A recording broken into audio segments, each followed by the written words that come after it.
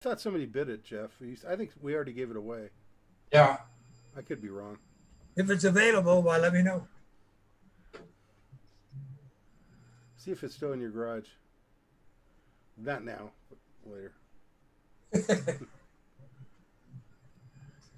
so Well, it says it's working. see how many people we get here on our. There, it's working now. Yeah. Okay, well, at least I have a stream working now finally on on YouTube. Let me delete the one that I mistakenly screwed up here. Okay. History. Dave, I took the Ginger had a kind of a pad on one of the chairs. Uh-huh. It was about that thick, and so I put it under the amp, and it did relieve some of the noise. And then I was reading through the manual. It said don't put anything under there. Yeah, it said the cooling openings are in the bottom of the amp, and said don't put it on carpet or anything like that. You could probably replace that fan. That fan is just old and kind of worn out. Yeah. That's what you're hearing is a bearing noise. Oh. It sounded to me like 60 cycle hum.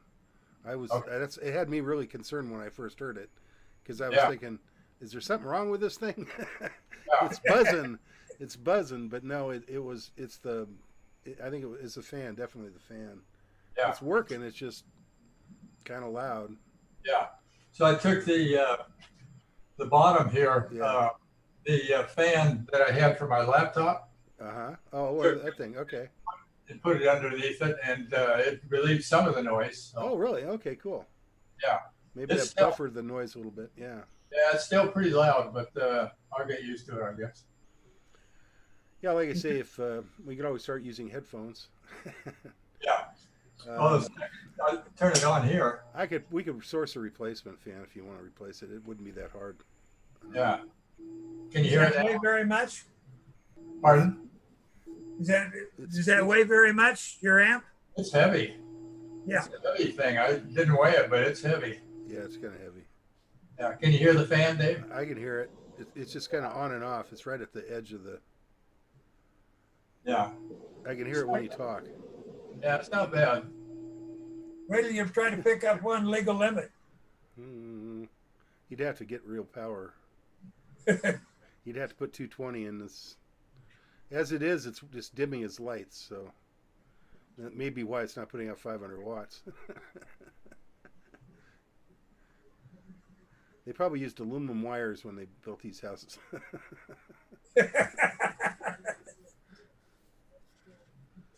Yeah, I stuck a 220 line into here. That's definitely helpful if you're going to do, have serious power for sure. Oh yeah. Yeah, I'm looking forward to tomorrow. Have some time to try it out. Yeah. Yeah, that antenna is working pretty well for you, though, huh? You're hearing everything. Yeah. That's cool. It really is. Yeah. I had to take mine down because I'm working on the yard. It's not compatible with yard work. I don't want to break anything. I don't want to string trim my counterpoise or something.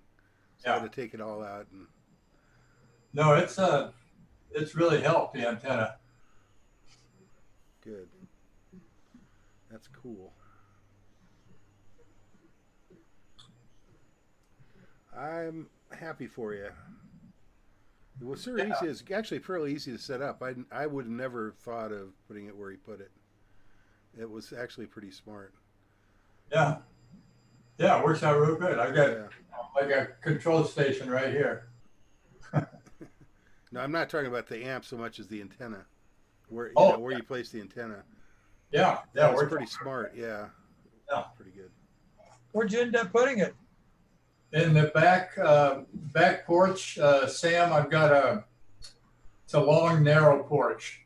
And I look out east over Braswell's property. I've been there. But yeah, and there's a stucco fence that comes, I don't know, maybe about this high. Yeah. And there's wrought iron about like this on top of it. So what what Flip did, he fastened it to the wrought iron, basically. The stand, the actual part that holds the antenna, that normally Yeah. would hold it up off the ground. He literally fastened the stand up to the temper. I guess. Yeah. You could do it. You used bungee cords or whatever. But Yeah, I've got a picture. Let me see if I can I was find it. saying tie wraps work good. But You're right. But you know, so it's basically the bottom of the antenna is right at the top of the fence. So it's Yeah, it would have to be, right. yeah. So you get the good counterpoise that can kind of just go along the fence. So yeah, it works pretty well that way. It took us a little while to figure things out. We were really confused at first. They had me plugged into the wrong wire.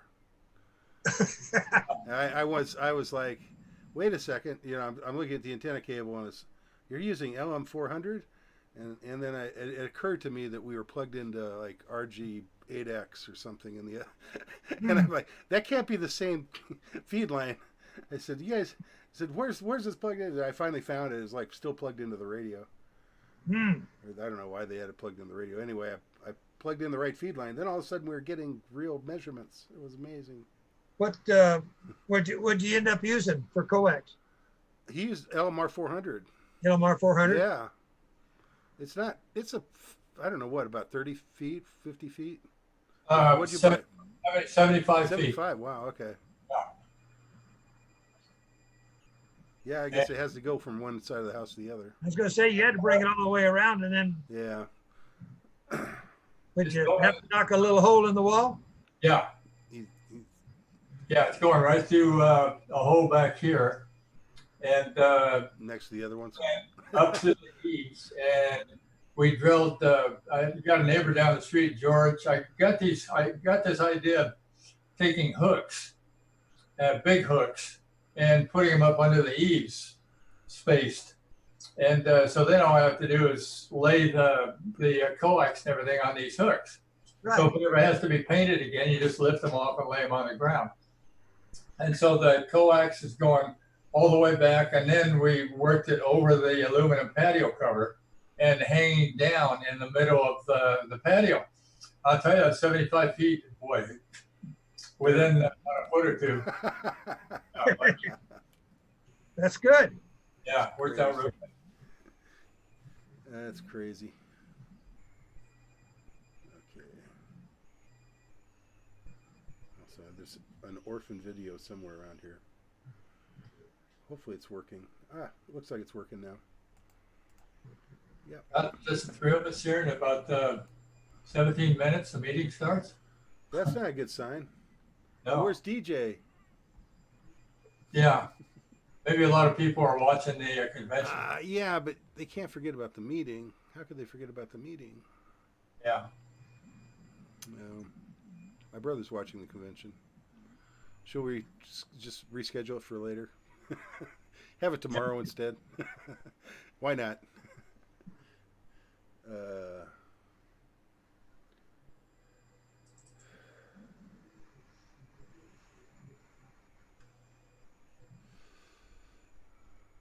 Oh, right. I'm sorry. Here's the problem. 3 people are waiting.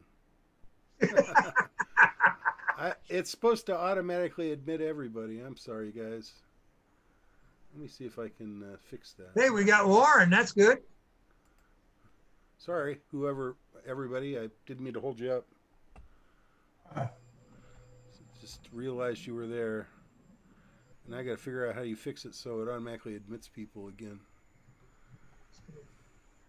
So who's ET 5227? Allow participants to remove themselves. Play, enter, exit chime.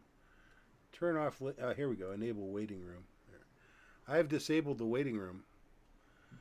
Further participants will automatically join the meeting. Okay. It's probably SOI. There. Hey, Ginger. How you doing? How you doing, Ginger? I'm doing good. How you guys doing? Feeling great. Doing better now. Now that we know there are other people joining us. I know. I hope. There's Ron. Hey, Ron. You got Hello, video. hello, everyone. Howdy, Ron. Hi there, Jeff. How do we make this Hey, even Ron. bigger? Who's ET52? Yeah, Full Dave, screen. Hey, how's it going, Ron? Jeff, everyone, greetings. Okay, we have everybody's joining us here. Randy's trying to come in. We don't know who ET5227 is, but An extraterrestrial, number 5227. Uh-oh. I know They're that from China. We're being invaded from outer space. being invaded from outer space. I recognize Warren. Hello. Hi, Warren. Oh, okay. You don't have video? I was just eating my dinner. That's cool. What's for dinner? We want to see what you're eating. Don't make me hungry, Sam. Smells good. Chili, Colorado. Oh, that's Oh, good. amazing. Wow, sounds good. Wow, I'm in the dark. Oh, Randy. There's Randy. I'm glad you Randy? said that, Randy. Are you using your regular wireless computer? Yeah, no, it's just I don't have the light on. Oh, okay. You're still in But the garage. oh, Yeah. oh, hang on, I want to try something while I'm here and goofing it off.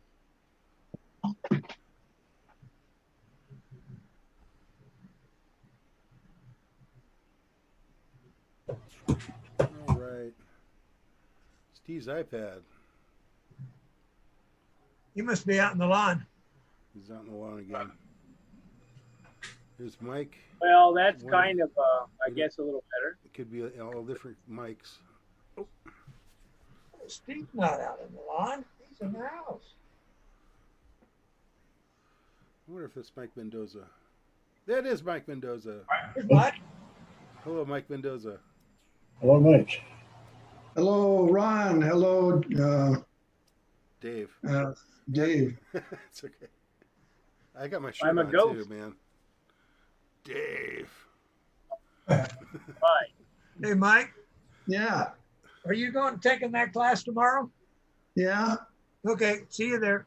Okay. Good morning. Good afternoon, Steve. Hey, how are you guys? Okay. Oh, you got a Mustang shirt on. Very Mhm. impressed. Yeah, it impressed a guy with a GMC Jimmy down at Costalot in the gas station today too. They did it? Yeah, Hey, he had a sharp vehicle. I just started the gas in the Honda and walked over and asked him how many offers to buy that he gets in a day, and he laughed and he says, "Well, it depends on how long he's in one spot." But he says the really interesting thing is that the teenagers and other young people really like this whole thing. I mean, he says they just give it a thumbs up. He says they seem to like the older cars. Yes, they do. Well, hello, Earl. Hey, Earl. Oh. Hello. All right. That's who ET is. That's who ET is, yeah. Yeah, we picked raspberries today. Oh, right. Raspberries. Remember that song, Raspberries, Raspberries, Sweet Wine, Sweet Brew? That was a good song. How you doing, Bill? There's Bill Seymour. Oh, Bill. I don't. Warren is here with. New let's say camera. He's eating dinner, so he's going to turn on his camera, or maybe he doesn't have one. Flip is on. Just came in. Who I saw this morning with Jeff. Here comes DJ. Oh, there's DJ. He's got a bear on his screen. All right, there's Warren. Must be grumpy today. Hey, Warren. Howdy ho. Good. All right. Hello, Randy. What? Flip, Hello, Sam. Warren. Hello, everybody. How you doing, Warren? Hello. Howdy, howdy. There.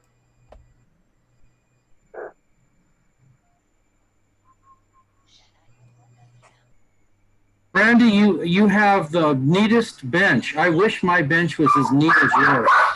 Well, your volume is really loud, Well- Bill. You're almost distorted. Just so you know, you're kind of distorted. My audio's too loud. Yeah, your audio is really loud. Okay, I can turn it down. How's that? 1, 2, 3, 4, 5. You still sound distorted. Okay, I'll take it down some more. So reminds me of radios. 1, 2, 3, 4, 5, 4, 3, 2, 1. That's a lot better. Howdy, George.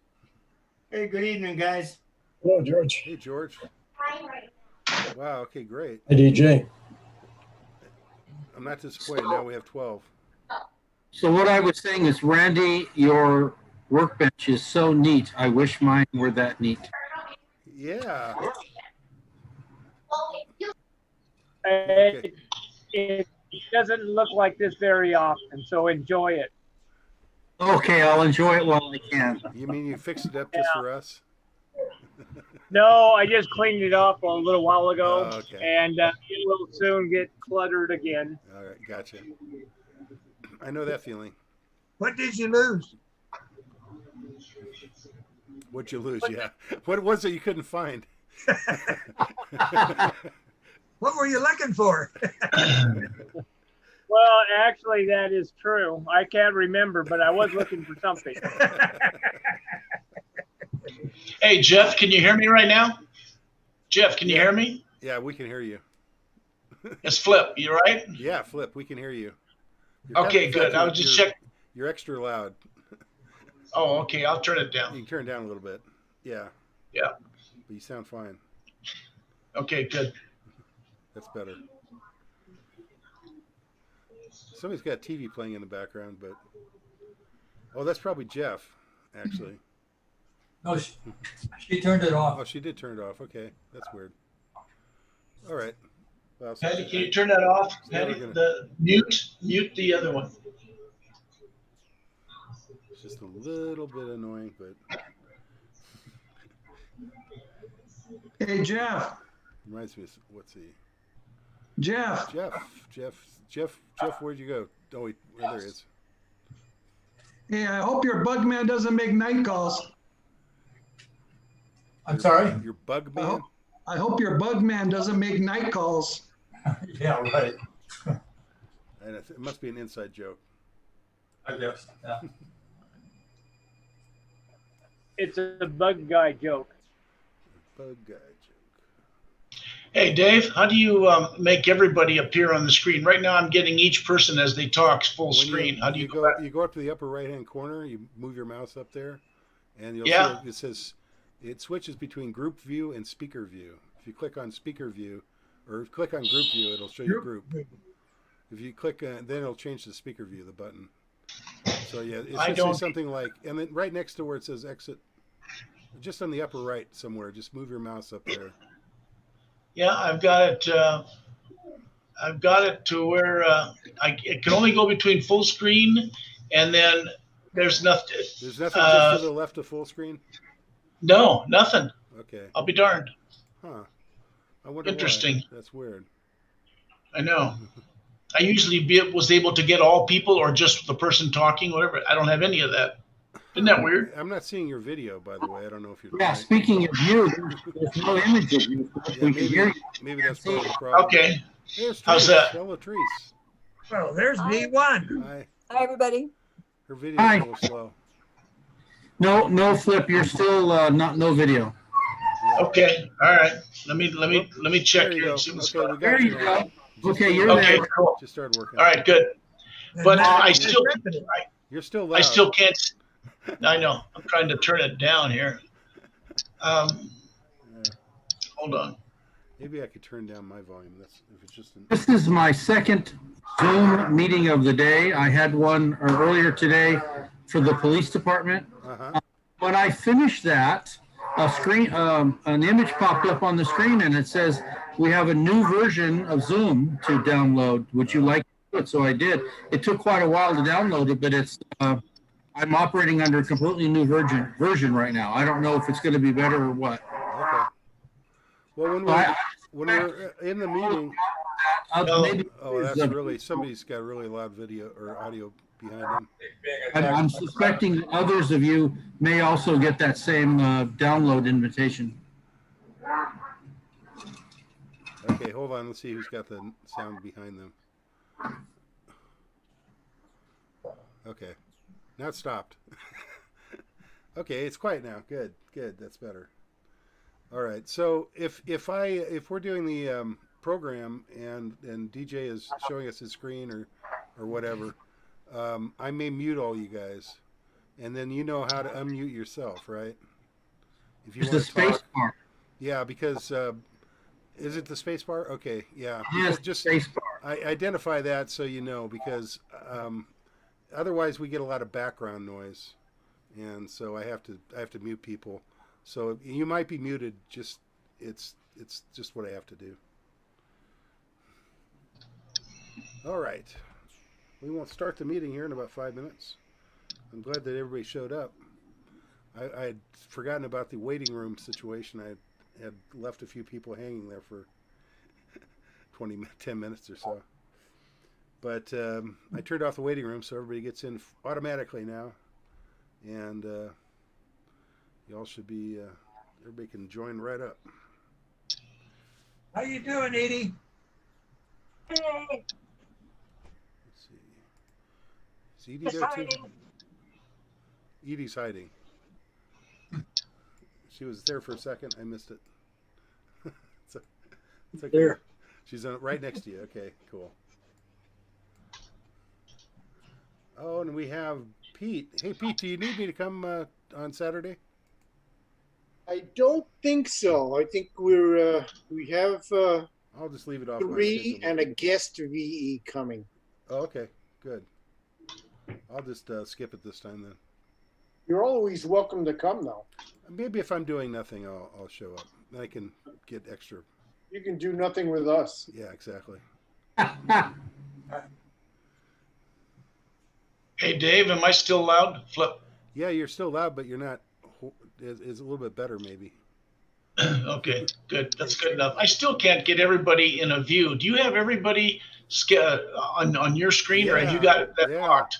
No, I've got it so it's a big group. No, we got 6. Okay. And at this point there's 16. So do I'll I. be done. Yeah. Okay, then something in my system was crazy. And everybody has video. Yeah. Which is great. Flip. Yeah. Well, actually, this is Just hover your mouse over that right hand corner, and it will probably say group view or speaker Yeah, view. that's what I told them. Just click on it, whenever it pops up. It should say something like You know what? let's see. Let's say gallery view is what it says. But you know what? I've had that before, and it's not here in this system. It's all that's there is full screen or back to regular first person screen. Huh. But there's no capability to For go to gallery multiple people. Is it a Yeah, is it a PC? It's a PC, right? Yeah, it's a PC, 8.1 Windows. You know, it's worked. We've got, Your computer has a coronavirus. It's worked before. Steve is Flip. using his iPad. That's why I asked. Yeah. Flip, Can I volunteer Warren to go over there and fix that? I'm sorry. Say again. Thank you, Randy. Somebody's going to come over and fix it, I guess. Flip, did you try hitting full screen? Yes, I've done that. I've gone back and forth, and it shows full screen, and I hit it again, and it goes back to small view. You know. Right. Okay. It just I don't have the option to select multiple people. You know, like all 16. And I had it before, and I don't know if this is an updated version of Zoom, which I think it is. That's weird because it didn't ask me to update. It had me update earlier, like a few days ago. It's crazy. I don't like the update. Look at that. I can put him in. I could put Flip in a waiting room. Yeah. Stop. Make him host. Make him co-host. I like that. Oh. Yeah, I don't understand why I can't do it. Okay. Yeah, I'm learning things Dave? about Zoom I didn't know. Hey, Therese. Question? Sure. Yes, Dave. Sorry. No problem.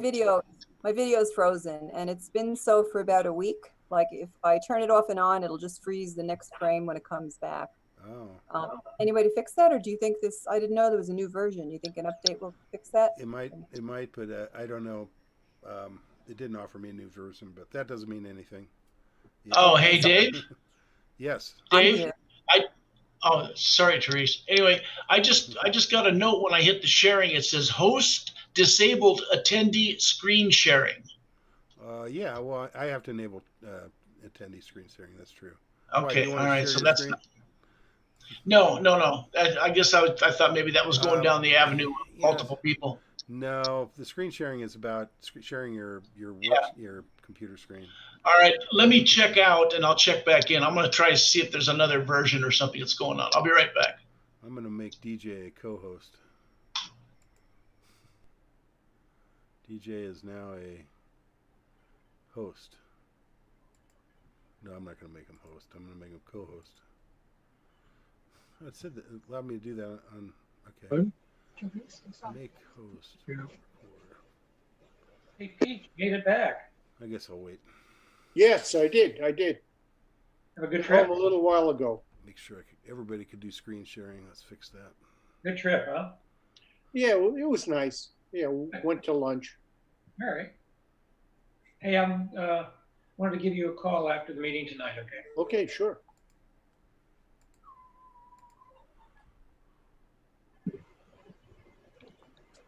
All participants can share. There we go. Who could start sharing when someone else is sharing? No, host only. Okay. There we go. Now everybody should be able to share the screen. Not that I'm encouraging it. Okay. Let's start this thing. So welcome everybody to the San Gorgonio Pass Amateur Radio Club August meeting. We're going to we have a great lineup for you tonight. First, we'll start with the normal. Wow, we've got Jeff somehow managed to predict that we'd have 17 attendees. I don't think he's wrong. Let's see. No, I guess we're short one or two. Anyway, That's all. that's kind of odd. He came close. All right. So I guess we'll start with the Pledge of Allegiance. Is George with us? George, you got to have to unmute yourself, man. Can you see the flag out there? Oh, you have a flag. Wow. Maybe we ought to make we'll make Steve's iPad full screen. Can we do that? Jeff's got a flag.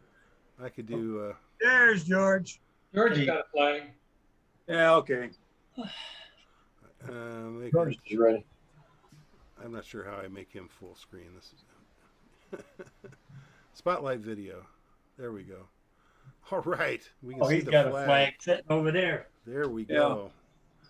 Very good. Very good. Okay, George, you want to lead us? Sure. Our tradition. Ready? Begin. I pledge allegiance to the flag of the United States of America and to the republic For which it stands, one nation, under God, indivisible, liberty and justice for all. All right. Very good. I think we're getting better at that. Agreed. I muted myself, so. Let's go back to gallery view. Okay. That was fun, Steve. Thanks for the flag. We had a real flag to do our thing with. Okay. And so let's do introductions here. I'm pretty familiar with everybody. Hello, Sam. How's your day been, Sam? Did quite well. Very good. Okay. I'm going to go as it is on my screen from left to right and then top to bottom. So then I'm next, and I'm Dave, and I've been, I have to confess to playing with too much new Microsoft Flight Simulator. So I have been abandoned some of my radio fun for that. Okay, Jeff, you're next. Yes, I'm Jeff, Kilo Bravo 6 Charlie Alpha, Secretary of SPARC Radio Club. Oh yeah, I'm president, by the way. Thanks for reminding me. Ron, you're SOI. You're your next person on my screen. Yeah, I'm Ron, KG6 SOI from here in Banning. Okay, you look good. The lighting's pretty good, Ron. Thanks for that. Randy, in this workshop, I love your background. Go ahead, Randy. Well, this is Randy, K6RJA, and I'm nobody, but I'm here in the beautiful heart of Beaumont. You're not a nobody. You're a member of our wonderful club, so don't feel like you're nobody. Steve, iPad is next. Give us your call sound like I forgot to. Yeah, I'm sitting out here on the front porch, and I've got the window open behind me because it's nice cool air coming out of it. Oh, good. And I have the guest bed covered up with radio gear that we'll be showing later for Go Bag. Are you saying that you have your air conditioning pumping cool air to the outside world? No. We have a great big swamp cooler. It looks like an air conditioner. Oh, Looks cool. like one. It's a big metal box on the roof. Okay. And it works. It's kind of like walking into Home Depot. You know, on a hot day, you stand there just outside the main entrance. Right. You know, so that's what happens when you can do that. They work good with anyway, low humidity. Cool. Oh yeah, well the humidity's nice now. Yeah. So Mike, you're next on our list. Our treasurer, Mike. I'm Mike, club treasurer, Kilo 6, Bravo Uniform Whiskey. I live in Beaumont. Did you get any new membership applications recently? No, Gordon hasn't sent me anything. Okay, I was just curious if he joined up. I sent him an invite, by the way, because I know he wasn't on the list as club member. But I did send him a link. When I sent out the link to Jeff, I copied Gordon, so if he wanted to come into the meeting, he could have. And Mike, no, I'm sorry. Let me go. Sorry. Next on the list is Earl. Hey, all you see. There's Kilo Mike 6, Sierra Papa Yankee, Earl, East Hemet. Still 97 degrees and 16% humidity. Yeah. I hope it's nicer inside. Bill, you're walking away, and I was going to make you next on my list. We'll wait for him to come back. He's coming, man. Here he comes. Okay, Mike. Bill, you're next on my list. I know because my list is arbitrary in your view, probably. Go ahead. I just walked over to give the weather report. It's the outside temperature right now here in Calamasa is 87. My name is Bill Seymour. My call sign's WA6MOD. I'm the net control station wrangler. Yeah, net control organizer. A very important role. And George Humphrey, you're our besides being our official starter of the national anthem. Yeah. Yeah, my name's George. I live in Ukaipa, and it's W6GRH. That's right. Don't forget, I sometimes revert to his old call sign still. DJ. Yes, I do. I know, it's hard. That's why I don't want to change. I don't want to embarrass myself. DJ, what's up, man? You're next. I'm DJ. I'm KJ6US. I'm here in Banning. Cool. And DJ's going to have a program for us in a little bit. Mike Cartman, I'm glad to see you here. How's it going, Mike? What are you up to? Oh, I'm just enjoying the comfort of the home. I'm Mike, WA6UIJ, and I'm in Sun Lakes in the southern part of Banning. Excellent. That's Denise, or Therese, I'm sorry. Therese's video is arbitrary, but Therese, why don't you go ahead and introduce yourself? Okay, I am indeed here. This is Therese, November 6 Yankee Tango. I'm speaking tonight from Poppet Flats. I like the weather report. I just checked. It's 84 degrees here now on my station. It was 100 degrees today. And I just want to say that it's been a little bit less about radio for me lately. I'm working for the United States 2020 Census, and it's been taking me all over the mountain. It's been a blast. Wow. Get to meet all kinds of people. That must be kind of fun. That is exactly it. Cool. And then Flip, you're next on my random list. Well, can you hear me first? Yes, you're loud. Just as okay. Sound just like you're on yeah, the I know. you are okay. You're on the air.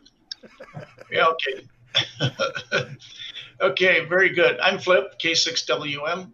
Live here in Sun Lakes, and I'm your resident DX hunter here in Sun Lakes. But that's it, K6WM. Okay, thanks, Flip.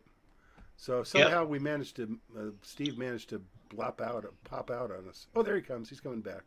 Yeah. Steve's iPad just kind of, he picked it up and accidentally hit the power button or something. So we'll have to wait a second. Steve will introduce himself. There he is. Hey, Steve. Yeah, I needed to turn it off because I couldn't get back to the active speaker.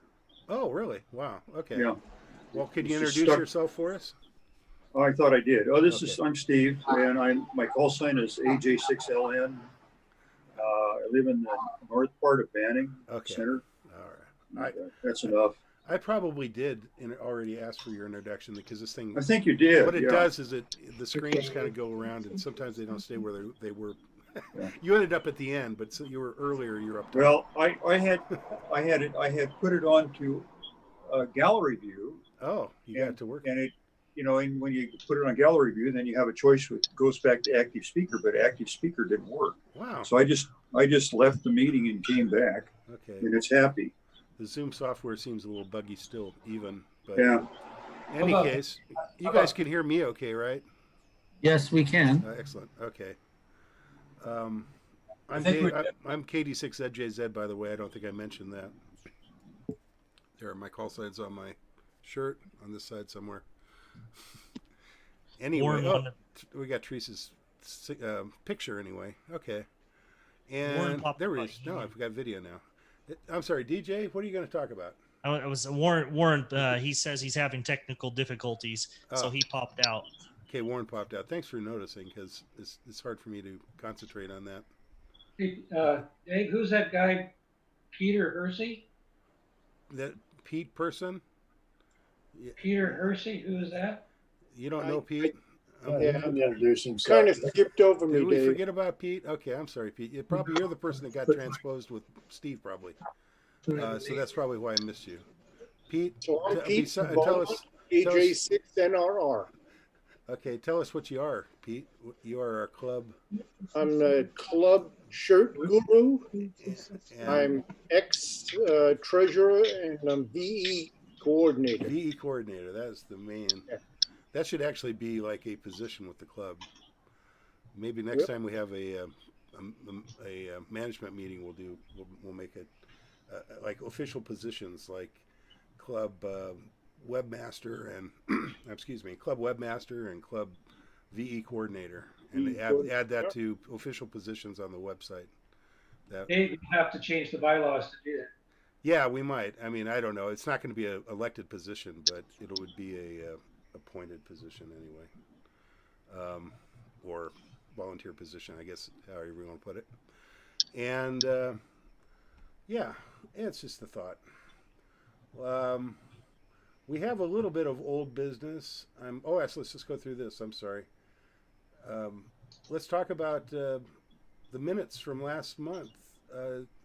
Can we? Did everybody see the minutes? Did everybody read the minutes for July? Yeah. Yes. Can I make a motion then to accept the minutes for the 2020 July meeting? I'll make a motion. Okay, great. A second? Second. Okay, excellent. Let's do that. It's official. VE testing. Pete, we have a test coming Saturday, right? We have an unscheduled test coming on Saturday, 9 o'clock at the usual venue. And we had 6 candidates, but 2 have dropped out. So we're down to 4. That's a more manageable number, I guess. Yeah, that's well, good. we could have handled 6. Probably. So we have Therese is a volunteer examiner. Yep. Hopefully you're still on board, right? Absolutely. Cool. And Mike, you're still on board? Yes, sir. And Jeff? Yeah, you're right. Yeah. So we have a basic complement of VEs. Okay. Hey, Pete. And we're going to have a guest VE. Do we have anybody going for extra? Not that I know of. It looks like all text. I have to wonder the way that I'm doing a lot of work on DMR now, DMR digital, and I noticed that it seems very, very popular. It seems like there's just a lot of popularity with it, and I'm wondering if it's driving a lot of these license people getting their tech license. I think what's driving it is people staying home. That could be Have too. Nothing to do, so they study. It could be too. Then I can hear them. Cool. Well, I don't know. It's totally just something I noticed. The people actually saying, "I just got my license, and I'm on DMR." Just like they like talking. If you like talking to people all around the world, it's a very, very cool mode. I have to say, I wouldn't. It's not good for anything but talking. I mean, it doesn't teach you how to run and operate a radio. That's what's kind of frustrating about it. It's more about just getting on the air any way you can, and that's usually most easily done through the internet. And so, with DMR anyway. So it's kind of a cheater mode, but that's what I've been up to. And let's see, we'll move on here to Director at Large, DJ. Tell us what we're going to talk about today. Are you there? We'll be, talking about go bags and a little bit of preparedness, emergency preparedness with them, and different things like that. Okay. Excellent. And we have some people that are going to show us their go stuff. Yeah, we got a handful. Whoa. Perez, don't worry about showing yours because your video is not working. Yeah. Okay. Thanks. All right. You get an excuse. Okay. Just teasing. Steve, AJ6LN, tell us about races. Anything? Well, the big news on races is that we're getting new jackets. Oh, wow. Wow, I know. Are they hoping this will increase the population of races volunteers? Oh, it might. I think the jackets are probably, I think they're lined with $20 bills. Wow. That's yeah. Okay. Yeah. That might get me to go to these meetings and these seminars and stuff. I couldn't tell you, but the other thing, of course, is the Zoom meeting tomorrow. Oh, that's right. I forget on what I signed up for it too. So something about that. Yeah, I think I get those emails. Okay. Yes, yeah, I did notice. I'll have to look at that. Otherwise, I did get not races, but I did get quite a number of responses on the questions that I sent out, and some very thoughtful answers from everyone. I've compiled them. I could send them out to everybody, but I think it'd be better just to sort through them and pick out the common threads, common thoughts, and we'll go with that. But bottom line, everybody thinks that emergency communications does have a place, and that we do need to talk to our served agencies, whether that's RACES, ARES, or just SPARC. So anyway, enough out of It's a good idea. Just like we have to keep our fingers in with the community in general, the city of Beaumont, city of Banning, and everywhere we can. And I know Banning, it's been kind of tough. Beaumont, they seem a lot more receptive to hosting our EOC anyway. And we got to make sure we keep that relationship up. Absolutely important. So let's see. We talked about did we do net control? Did I skip you, Bill? I don't know if you skipped me, but you haven't called upon me yet. In that case, I skipped you. So I'm sorry. Go ahead, Bill. You're next. Okay. Everything's going along smoothly. To my knowledge, we haven't had any major like no shows or what have you. Everybody is taking up their assignments. We have had a couple of changes in frequencies, but that's been worked out well. I do want to point out for anybody who goes on the website to find out who the net controls are for the current week or future weeks, that up in the upper left-hand corner, there's a date in blue. Yeah. And it used to be that every time I updated the website with the current information, that date changed to the whatever date it was that I did the update. But, and Dave knows about this, and it's not his fault. It's something about the software doesn't do that anymore, and nobody knows how to fix it. It doesn't show. It used to show the last time. It used to show the last time the post was modified. Now it only shows the date it was created. I cannot figure out how to fix that. So again, not his fault, but don't think because that date is like a year old. Don't think that that doesn't. I haven't updated the list because I literally do that virtually every week. Sometimes I'll let it go to the second week, but most of the time it's up to date. For like right now, next week is at the top of the list. Beyond that, nothing. Of course, I'm always interested in new net controls, volunteering to get put in the queue to help relieve some of the repetitiveness that some of the guys are doing. But beyond that, I have nothing else to say. We're real happy with how it's going. Wow. Okay, that was interesting. It sounded like there was a llama in the room, and I think it was somebody's speakers playing back into their microphone. Sam had a question. Oh, yes, go ahead, Earl. No, Sam had a question. Sam had a question. Sam. I forgot. You figured it out. Okay. Okay, good. The noise went away. I'm not sure what that was. Thanks, Earl. Okay. And then thank you, Bill. And let's do, we did Racy's. See, I was out of order there. Emergency Committee, Steve. Steve again. Steve, do you have anything else? But poor Stevie's muted. He's looking Turn for my mic on. No. Yeah, you're good. Okay.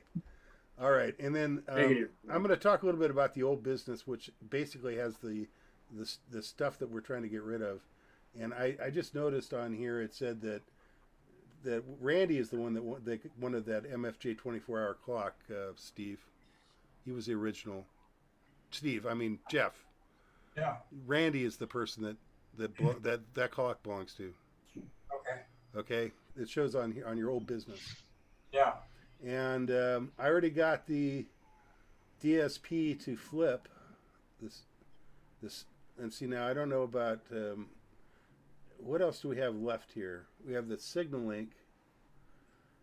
Who was it that that was me, $65, and I talked to Mike this a couple days ago and told him to be looking for a check in the mail. Oh, okay. Well, I don't know how I can get that to you, DJ. We'll figure it out when we can. But It's too Mike bad will be looking meetings for are a so check. convenient. You can get things to people. We don't have them anymore. Oh, I'm sorry. Was that you, Randy? No. Flip. Yeah, Well, I hold just on. need to know what I'm what I'm paying for the clock so that and who has it. How much do you want to pay for the clock? What do you think the clock's worth? Remembering that the money goes right to our club. $25 would that work? Sure. I think so. Jeff? I was going to say that might even be high. Randy had offered initially $10, and Wow. nobody else wanted to buy it. Well, I think I offered $10 right when it was first announced. Okay, So there was a bidding war there. Yeah, you guys want. I just did a one-time bid, and that's all I ever heard. Okay. Okay. Randy, Well, I consider But Randy the can have it. I consider the donation to the club anyhow. So his audio I'll be kind of happy with breaks up. 25. If somebody else wants to, 25 is a good deal, and I think that's fair. So let's just go ahead and let you pay 25. Okay. All right. So you can send a check to Mike, and Jeff is the one with the clock. I don't know how you guys get together. I've got the quick link, however. would it be easier to Jeff has the clock? Or whatever What it's if I called. just give him the cash to Jeff? Okay. Well, it doesn't really matter. It has to go to the treasurer eventually. That's why I mentioned Mike. Yeah, send the money to Mike. I understand. Money guy. You know, it's too bad. We should set up our own PayPal account. I'm going to get with Mike. We were supposed to get together with the bank, and I'm still not set up with access to it. You know, not that it matters. But we do want to have a backup for Mike and, for access to the club. Sam still has access because we never turned him off. So. Now we still have all that stuff out in the garage on the table. Yeah, there's more stuff, right? Yeah. So why don't you kind of like prepare? Maybe on the next meeting we can try to get rid of the rest of that stuff, right? Pictures, you mean, or? Whatever you have. You have stuff left? Is that what you're talking about? Yeah. Yeah. What is it, Jeff? It's just kind of little odds and ends. It's just a bunch of wires and stuff. Is that what you're talking about? Cables and. Did Sam give you that stuff back or something? I gave a box of crap to Sam. I don't know where it ended up, but No, this stuff that I have is the original. Sam still has it. No, I purchased the whole box at Field Day. That's right. That's right. DJ bought it. Okay. I forgot. Cool. So I try to get this stuff redistributed as best as possible. That's all. Whatever's fair. Okay, Flip, what do you got, Flip? What's you up? I just wanted to tell Mike BUW that I'll send a check for $60 in the mail. I just want to make sure that he knows it's coming. Okay, sounds good. That's for the DSP box. Right. I did hear it work, but it didn't have a very good power supply. Hopefully it works right. Well, Jeff is going to drop it off in the morning sometime tomorrow, and I'll test it out, so it's no problem. Oh, you left it over there? Okay. Yeah, I forgot when I left today. It's all right. Time would be good, Flip. Okay, well, anytime I'm home all day tomorrow, so no problem. It's not like we're inconvenient all here in Sun Lake, so everybody's very convenient. Let's see. And old business is what we're talking about. And let's see if we got anything else. The Signal Link is going to DJ. Yes. And Jeff, if you have anything else, let's get pictures taken and give it away or have people make offers, whatever. Let's get this stuff over with. And Hey, Jeff. Yeah. Are you putting that new antenna up for bid? No. No way. Although if you talk to Flip, he'll probably be able to wrangle one up for you. I say, let me just say something. I want to tell everybody that Jeff has been listening intensively to some really good DX all over Europe and down into Asia and South America and so forth. And he just got his new amplifier today. Now he's going to be hell on the DX frequency because he was barely getting in before with about 80 or 90 watts. Now he's got 450 to 500 watts with an antenna that really hears. He's going to be dynamite in the DX department. So congratulations, Jeff. Yeah. I give Flip a kind of a run for his money, although he's the king. You definitely have a clearer, more open view going toward the east, anyway. Or I guess northeast, right, Jeff? Yeah, it amazes me the contacts that I get with that thing. I'm down in a hole facing off to the east over a field, and I'm picking up quadulin. I mean, God, it's amazing. That is amazing. Well, if you stop and think about it, though, the antenna tends to favor extra dB or extra increase in both transmission and receiving if you take the counterpoises and go straight off each end. Well, if you look at the direction of those counterpoises, it's like 350 degrees, which means if you go GPS over the poles, it may put you very ripe down into the South Pacific, Japan, all into Asia, and it takes you also southeast down into South America, Africa, and so forth. So he's got it set up just right as far as the areas that it's covering. And it's very interesting. It's a very nice time to be hunting DX right now. Anyway, enough said.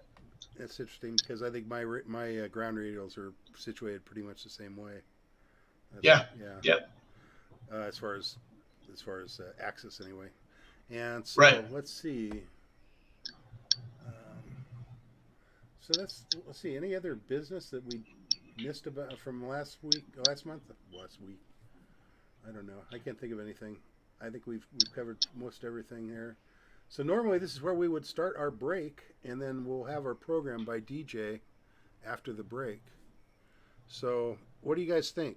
10 minutes or 15 minutes? 5 minutes. 5 minutes? Really? You guys are in a hurry? Hold on. Before we go to break, Sam, you sent out an email about the repeater. You want to cover that real quick? Oh, yeah. Sure. Let's do old business still. I was waiting for new business for that one. Oh, okay. Well, I don't have a new business category. Jeff, what's wrong with it? What happened, Jeff? I'm just kidding. There's no new business on here. We can't have new business. There's nothing here. I'm just kidding. Go ahead, Sam. Let's do the new business before we do our break. Channel, what we used to call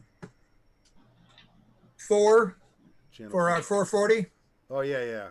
That has been the fire got some of it, and then some vandals got in and tore some stuff up and stole some stuff up there. So Gary's moving everything out of there, or has moved it out of there. Right. So we have the 447.20, if I remember right. 020. Yeah, 020. I saw your email about that. I want to let's get some radios hooked up on that thing and see how it works. I got one. Works fine. You're able to bring it up, obviously, Yeah. right? It's Snow Of course, Peak. I can- It's I Snow can see Peak. It Snow ought to Peak be too. a really easy for banning area, but it Ones- may be not so good for more distant stations. The ones I was curious in, and I wanted to be sure that Therese got that message so she could Try it out. test it with her and Ed up there, I think. And then also, I probably should send that info on over to Ed and Edie, because if we were to, Yeah. so we'll finish up with the 440. That's what we really want is we want people that are on the outskirts, like Edie and Right. Edie. So if you want to just forward that Earl. on out that I've sent to you to the group, and then let them play with if it. we could, if Edie and Earl, if you can get one of your radios set up so you can try that that repeater. You got the email?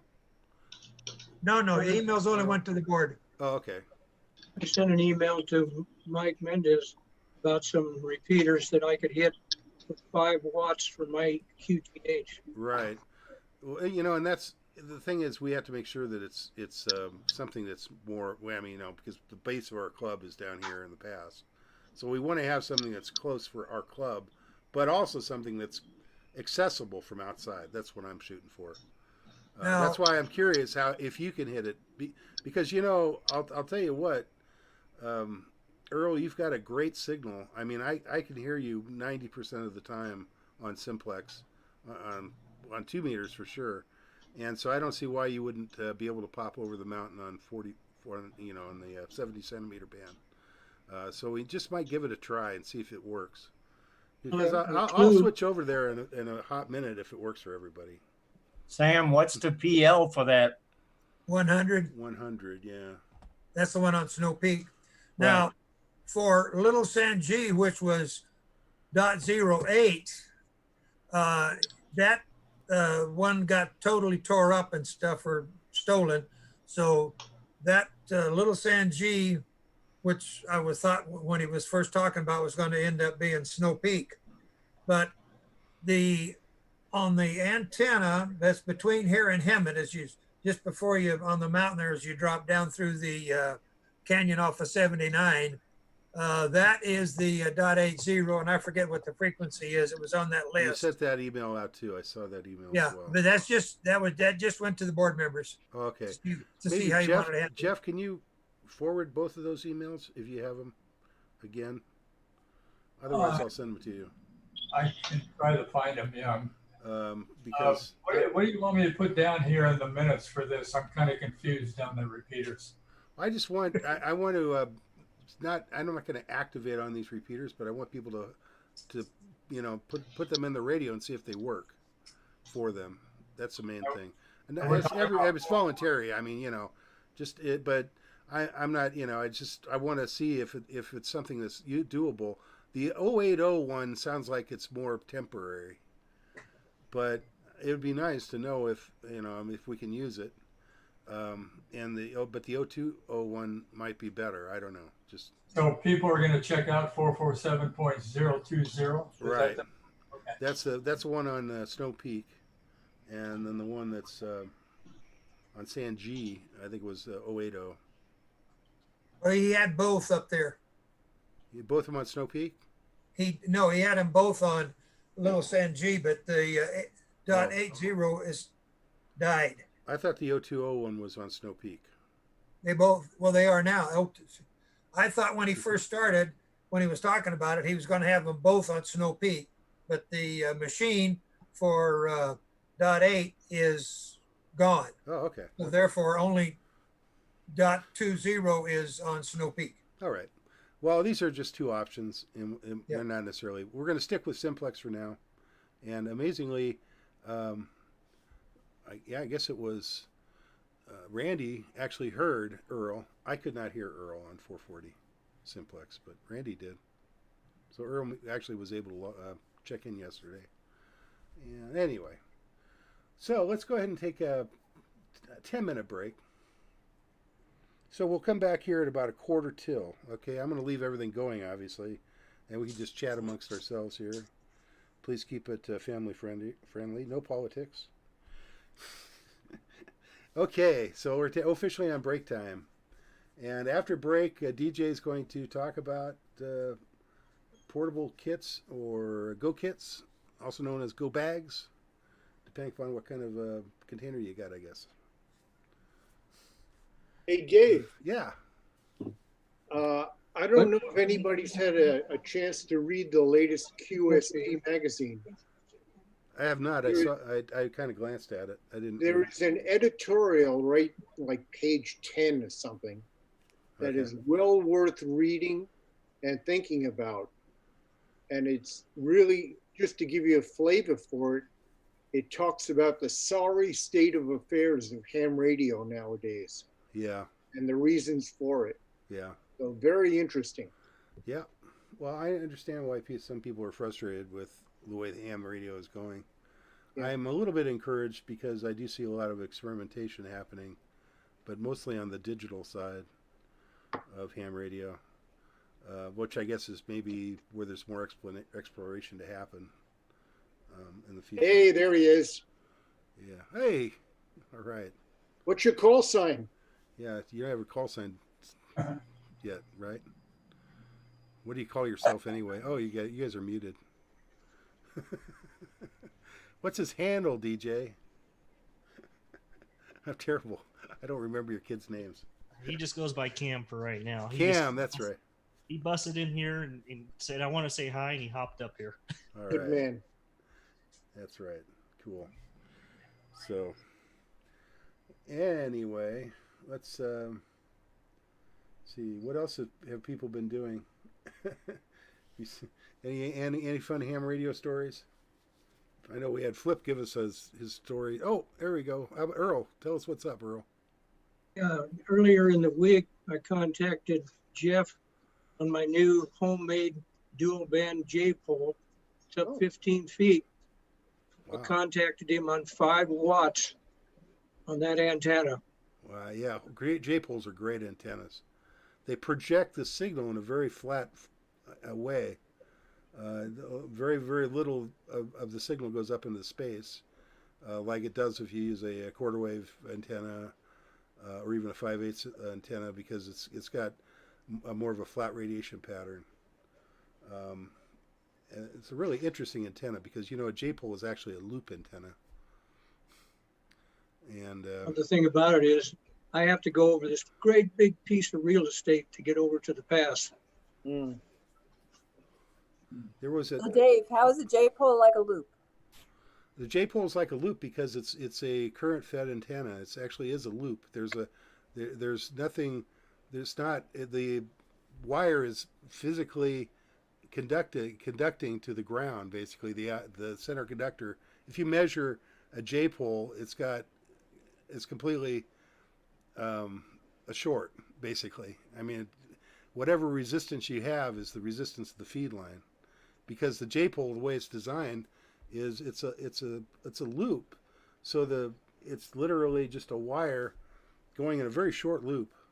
It's only like 2 inches by 2 inches or something. That little gap area where where the difference between where the center conductor hits the thing and the ground is connected on the other side. So it's actually just a loop. And it's actually the same thing with, I was reading about during this RF, or during the seminar. Hamvention? Yeah, the Hamvention thing. They were talking about very interesting antennas that are essentially, it's just it's what do they call it? A gap. It's literally like it's like you take a piece of metal and you cut a hole, or like a very long line in the metal, usually vertically, and just like take a hole, just make a channel. And it's an antenna that was invented in the 30s. Sounds like a slot antenna. That's it, slot. I was trying to remember that word. Yes, it's slot antenna. It's good for microwave. Yeah, it's good for actually everything. This guy was talking about it being a great antenna for almost every application, and he built one Well, it's a very similar way you build a J pole with using pipe, copper pipe, and it looks almost, he bent it into a box, but it's essentially a loop antenna, because the way that the gap works, what did you call it? The slot.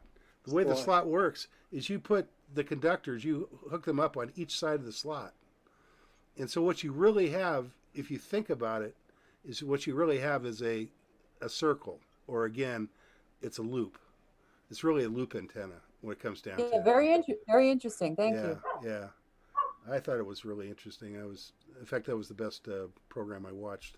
I watched 3 or 4 of them. I got kind of tired of it after when I got into Sunday, but I was pretty heavy into it on Saturday. And it was fun. And I think there's an article in QST, because he was talking about his QST article from December of last year, if I'm not mistaken. Anyway, you might look for that. And he demonstrated that you don't really, it can just be, he used pipe basically, but it can just be a simple thing constructed just like a J-pole antenna using pipe or any other type of conductor really, and build it that way. It's kind of interesting. Hey, Dave. Yes.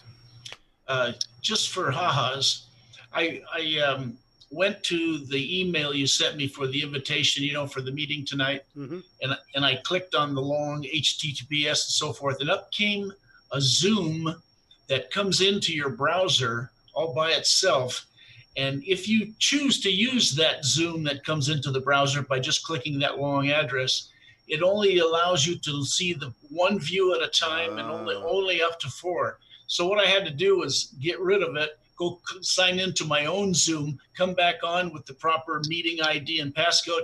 Everything works normal. You got everybody. You can do anything you want. I did notice that Zoom will do that. It actually works. Yeah. It'll work on the browser. You don't have to install software. Right. Right. So anyway, that was the problem. I got everybody all at one time. It's cool. Cool. So now you got it working right. Okay. Got it working right. Excellent. So, what's DJ's meeting tonight? We're talking about Go Kits. Oh, cool. Yeah. Okay. So, also known as Go Bags, I discovered on the internet. A lot of people call them Go Bags. Go Bags. Isn't that when your partner tags along with you? I think it's when you decide to use a soft case, basically, to put your Go Kit together. Yeah, right. How to win. I don't really think there's much difference. Like I say, I don't know. I just noticed that both names were used kind of interchangeably. Hey, let me ask Sam a question. Sam, did anybody remember to go to Bob Harris's memorial or burial? Did anybody go? George did. George went. I completely forgot about it. Were there a few people there, George? I was the only club member there, guys. There was about 45 people, though. Well, thanks for representing. Yeah. I didn't represent the club. Well, thanks for being there anyway. You don't have to represent the club. I'm not. And how about Linda Becca? Yes, I know. Yeah. Sam? I miss him. He's a great guy. Sam, what's happening with Linda Becca's funeral? Is that probably hasn't been organized? It's not. That will be taken care of. There will be a service sometime after COVID-19. Oh, okay. Get together. Okay. Hey, Sam, is Joe back online mentally, or is he still going through some really hard times and so forth? He's going through some hard times, but he was on the air during the net last night. He was actually on the repeater. Gets on the net and he gets on. I heard you talking to him on the repeater, Sam. I was monitoring. And he's always gets up for Donut Tuesday. Oh, okay. Oh, that's cool. That's cool. Very good to hear. Very good. So you guys are still going to Donut Tuesday? Do they have outdoor seating there, Sam? Yeah, for about 4 to 6 people, maybe. Cool. We're doing it on Zoom. Well, that's right. You're doing it on Zoom. Virtual donuts, huh? Yes. Bring your own. Bring your own donuts. Intermins is okay. I've only made one of those meetings because in the morning I just never seem to be prepared. Well, George and I, a lot of times we have genuine stuff from Donut Delight. Oh wow, you go down there and get the real stuff. Oh yeah. Talk to Pedro. I don't blame you. The girls. I'm glad that somebody's taking care of them. I'm glad you're being a good customer. Let's see. Yeah, we're almost there. Actually, I think we're about ready to start up again. DJ? Our 10 minutes is up. Oh, you're not back yet. I guess I'll wait for DJ to get back, and then we'll start the program. Hey, Dave. I'm here. Oh, I've been there sitting he is. here. Okay. Dave? No, yes. Go ahead, Mike. Working. Who's Ron? Oh, there he is. And who's Win7-PC? That's a good question. They were muted. Is that possibly... It's possible that they don't have a microphone because, well, let's see. I don't even see a video. Yeah, they could not have a microphone and they could not have video. I'm kind of... We saw that a couple of weeks ago, and we couldn't identify it then even. Or a couple of meetings ago, 1 or 2 meetings ago. It's probably a hacker. No, it's not a hacker. I put password on our meeting, so you have to get the email from Jeff. Okay, good. Join the meeting. It should be very safe. Hey, Bill. I'm just brain dead today. I don't know. I can't think of anything. It'll take me a second. I'll figure out who that is. I will. I think I know who it is. Oh, where are my calls? Where do you see that, Mike? It's On the right. It's down in my lower right corner. It's a whole square. It says Win7-PC. Oh, I don't see it. No, it's down in my left-hand or right-hand corner also. Same here. Same here. I'm with George. So, but Pete, you don't have it, huh? I don't have it. I just can't think of his name. He called me earlier. I can't think of his name. I'm sorry. So maybe said person, Win7PC, can try writing in the chat box. Oh, that's a good idea. I'm terrible at names. Yeah, that's true. Is there a chat box? I don't think there's a chat window, is there? Down at the bottom of the screen, just scroll down Yeah. to the bottom and chat will open up. Yeah, it's right in the middle. Just off the center. I don't know. Left side. Why is it I can't see it? I got to exit full screen. That's why. Okay. Hey, Let's see. Jeff. Yeah. Where's your amplifier? Here. Yeah, let's see that beauty. I don't know why. Whoa. Da-da-da-da. All right. Have you got Harry. it working now? Is it Harry working? Sandine. That's who it is. Yeah, I it worked. almost guarantee you that the Win7 PC is Perry. And Oh, I okay. apologize, Perry, because I just went brain dead. I couldn't remember your name. Okay. He called And me. then I got the giant SWR meter here. Okay. Yeah, there it is. Life is good, Jeff. Jeff, did you have to plumb 220 into your shack to make your radio work or your amplifier? No. No, the amplifier is an LA1000. It's an older amp. It uses 4 sweep tubes for about back when that was made, they were calling the input power as the output of the amp or whatever, and it's totally false. They labeled it as a 1,000 watt amplifier, but in reality, that's input power. If you take the efficiency of the amplifier, which is about 60%, you get a maximum of about 600 watts out, maybe 550. And so what happens is on CW, it'll produce 450 to 500, and on sideband, it'll produce a little over 500. That's a perfect amount for these antennas to really put your name on the map. So Jeff's got himself a real winner. Yeah, and it's just. What you're saying is it runs on 120 volts. Yes. It runs on 120 or 220, 120 or 220, but it also at max output power at 600 watts, 550, it only draws less than 8 amps. So you don't need 220 volts to run that amplifier, no problem. Although some of the lights I understand. seem to dim a little bit. Yeah, well, it depends, what's really crazy, I'll just give you one input. What's crazy here in my shack is the AC voltage is supposed to be at 120, plus or minus a small percentage. Right. My voltage goes down to 113 and 114, which is 150 watts to 200 watts off the output of the amp. Yeah. So the AC voltage during these times when the temperature is really hot and they say they're having power problems, everything else, your voltage could go down to 114, 113, whatever. I've got seen mine 119. go down to 109. I just looked at mine. It's 119. Yeah. Who said 109? Who said Me, 109? Pete. Pete. When I'm- Pete, seriously? When I'm running 100 watts, it goes down maybe to a 109. Wow. I'm looking at my UPS. It says it's 119. Well, I decided that the fact that I was a little bit irritated at the power company, even though they got their problems, I said, you know what? I'm going to give myself a $75 Variac. And what I did was I plugged a new Variac in, and I can tweak the voltage right up from all the way from 110 to 130. So all you do is sit it on 120, and the amp loves it. He absolutely loves it. So full power. And then so that Variac actually takes a few more watts to it has a few more watt loss. So he ends up using more power to get more power out. But that's mouse even nuts, less efficiency. Yeah. But that's okay. How about using a constant voltage transformer? You could, if you can make it stay at 120, even though the input voltage varies up and down. If you can do that, and if it's constant, it's perfect.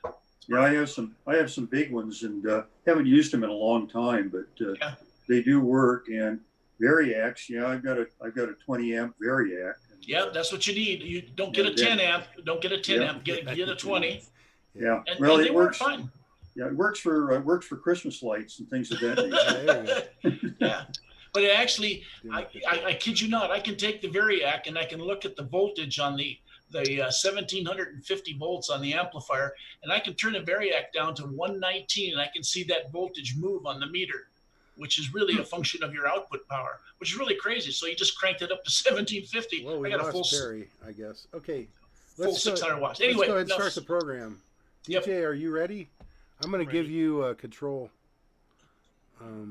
spotlight video. Let's see. I'm going to make you the host. You see my screen? Now. I've made you the host, man. You're there. All right. I'm going to move this over here. Yes, we see your screen great. Okay, good. Tonight we will be talking about go bags. There are many different types of go bags. Everyone's go bag is a little different. This is more for emergency preparedness, this meeting. And we'll be talking about go bags and other go bags that you may have other than ham radio, just a couple. And I'll be kind of putting things in perspective as far as me and Ed were in two situations here recently where he helped me out. Ed Motor, the second Lame Duck 2. I think that, or Lame Duck 2. Ex-President Ed. Yeah, ex-President Ed. So. Yeah, what's his call sign now? W6 EJM. EGM. EGM. All right. So what should be in your go bag? Many different people's things may vary, but one thing would probably be a good thing in your emergency one would be an HT, obviously, and a copy of your hammer license and IDs, especially if you're RACEs or Aries or any of those, so you can show that credentials and be cleared for things, especially like at the hospital. An HT hand mic is recommended. Extra batteries for your HT, and also a manual or a cheat sheet. That way you know how to program your radio and get your frequencies in. You may be swapped from a different agency, and you may have to program your radio on the fly. And so a cheat sheet would help you with that. That way you can be on that agency's frequencies. The list of your club and groups frequencies, pen and paper. Portable power bank for your recharging your cell phone and radios.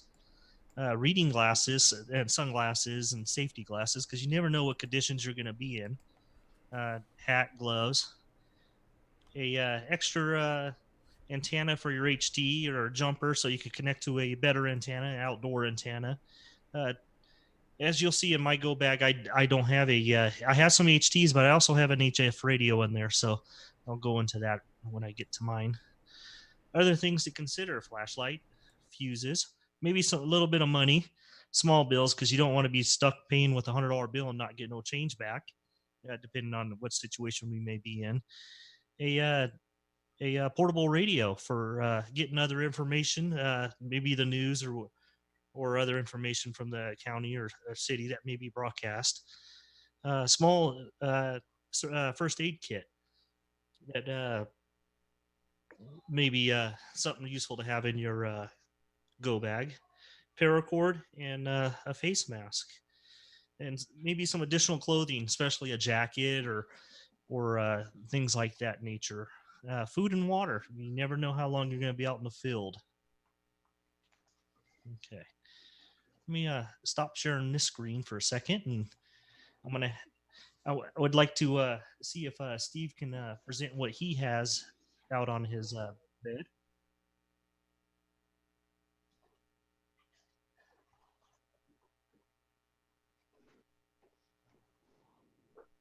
Okay, what? Yeah, he has stuff on the bed.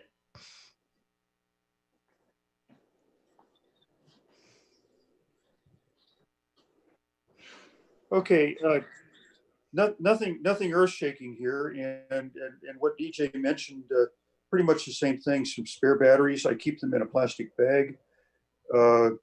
Some food bar. Change them out every year. A notebook with a pen. Pen is kind of a nice dull bright orange. Speaker mic. Headphone, earphone and mic, little one, and a 12-volt absorbed glass mat, one of those sealed lead acid batteries. And I can use that to charge a cell phone or to run the HT at full power, which you're not going to want to do that with the battery pack. It's going to run it down. And of course, the cookbook. Yeah.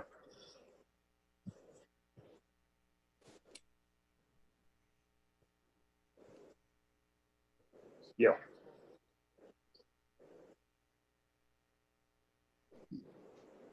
Well, yeah.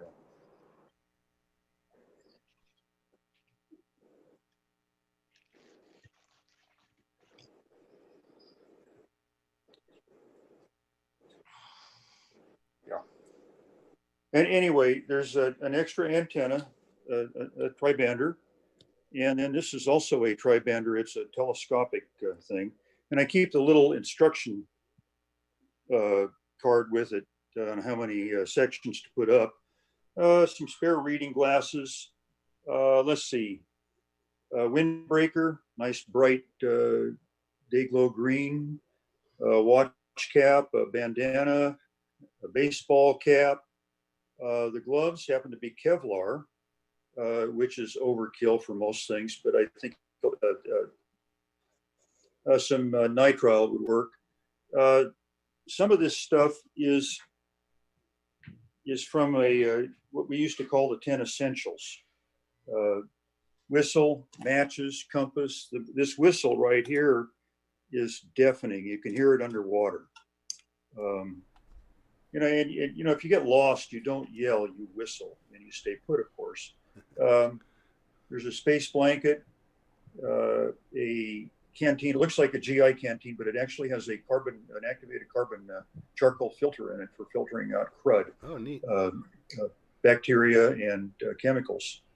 The antenna is a tape measure dipole, and I believe I brought it to the club meeting one time. Very simple to make, and I need to get a mast, figure out a cheapy mast for it to get it up about 4 or 5 feet in the air anyway. Let's see, this is a wad. It's not a wad, but it's nylon. It's parachute cord. Very handy stuff to have. This right here is a flare. 3-minute flare, or it can be used for starting a fire. Definitely want to be very careful where you use this sucker. Yeah. This would be life or death. AOL is back. It's got a CD in the back. I can't believe these make very good signaling mirrors. And what is one of the most important things to have? Tail wipe. Oh yeah, that's important. Yeah. And yeah. then And of course, okay. Let's see, a couple of knives. Was that a walking stick I saw there? Negative. Oh, okay. Negative. Yeah, and okay, flashlight. Again, the flashlight, this is one of those, uses a 3 AAAs, and you pick them up. They're cheap, Yeah. but don't leave the batteries in them. Yeah. I mean, even Duracell will leak. Yeah. This is a headlamp. It uses a single AA. Wonderful. Cool. It's not real bright, but it's bright enough. Let's see, and a monocular just for spying on things. An extra length of coax. Yeah. And of course, one of the most important things is all of this stuff, the adapters. There's a BNC to PL59, a BNC, a male and female BNC. A little link there to hook your radio, your HT up to a real antenna. And then this is an SMA to a PL adapter. Right. Trying to think of anything else that might be out here. And, you know, you can put it all in a day pack.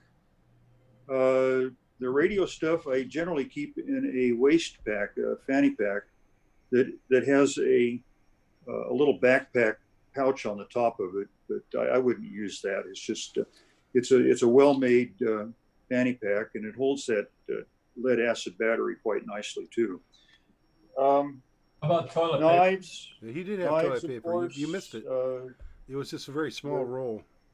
Yeah. Steve, show him your toilet paper again. The one knife is one of these fancy French picnic knives, an Opinel, but one of the advantages of it, it has a carbon steel blade. Oh yeah, look at that. Wonderful carbon steel blade. Those stay sharp. Which means you can strike a spark with it if you need to. Oh yeah. And it holds an edge very well. I mean, a Swiss Army knife is handy, but a Swiss Army knife, they do not hold an edge. Right. They're great knives for things. This is just a cheapy knife from Walmart. Knife. Yeah. Walmart, they cost about $2. It's got a serrated edge. Yeah, serrated edge. I'm not real keen on serrated edges, but kind of works like a saw a little bit. They have their purpose. Yeah, they're okay. Anyhow, like I say, and the compass. I've got a couple of compasses, a couple of whistles. A fire starting kit, magnesium, charcoal, and so on. Yeah. I saw those online. Yeah, survival match. Survival stuff. Yeah. Anyhow, that's pretty much it. This is something for. Obviously, it's not for HF. That's another can of worms. This would be something just, you get deployed to a fire camp. You're probably going to be using the radio to talk to your fellow hams about how miserable things are, rather than passing. Carry water? Carry water. There's a canteen, and of course the water filter. His water filter device. Yeah. Anyhow, cool. I'm sure everybody's has ideas on what belongs in one of these things. I think you did pretty good, Steve. I like that you have plenty of snackables because that's very important. Yeah. And you don't want something that's so big that you can't handle it. No. Now, Mike, UIJ has he's going to show us his later, I think. He has a very good Go kit that he keeps in his car, and my wife and I each keep a fairly good size in our respective vehicles, and it's got stuff in it for both of us. Okay. Not radio gear, but each car also has an HT that is left under the seat. One's an ICOM, and the other one's a Kenwood dual bander, and that way, if we have to hit the road or something like that, we've got something. Her car, I keep also a CB radio in it. Looks like a great big HT, and you don't drive down the road with it because it's got a telescopic antenna. But I figure, she can always contact a trucker if things go south. There you go. That's probably important. Yeah. Okay. Yeah. All right, DJ. Who's next? We got you muted, DJ. I'm sorry. I was saying Steve mentioned Mike Cartman, and I was if Mike Cartman wanted to go next. Mike, okay. You're prepared? Okay. Yep, I'm ready to go. Let's make full screen. Steve already talked a little bit about what I have set up for the cars, but there's two concepts that I had to keep in mind when I put go boxes together. One is that we are now down to one car. And so being a one car family, that changes the configuration a little bit, where Steve has some in one car and some in the other. Our Go kits are really designed for two people, okay, for Gail and myself. So that was important to keep that in mind. So what do we have? Well, first of all, I have here a 3-pound coffee can. That's so important. That is very important. Absolutely. Because it does not contain coffee. Oh, okay. Okay. What it's got in it, however, are bags, little plastic bags. Okay. And this becomes important if you need a toilet. Okay, right. And so that's kind of an impromptu potty. We've had need for this in the past, where we've been on the freeway and we get a closed, going through the Cajon Pass, and they shut it down for whatever reason. So that became an emergency necessary. Situation. Gotcha. So, okay. And what I've got,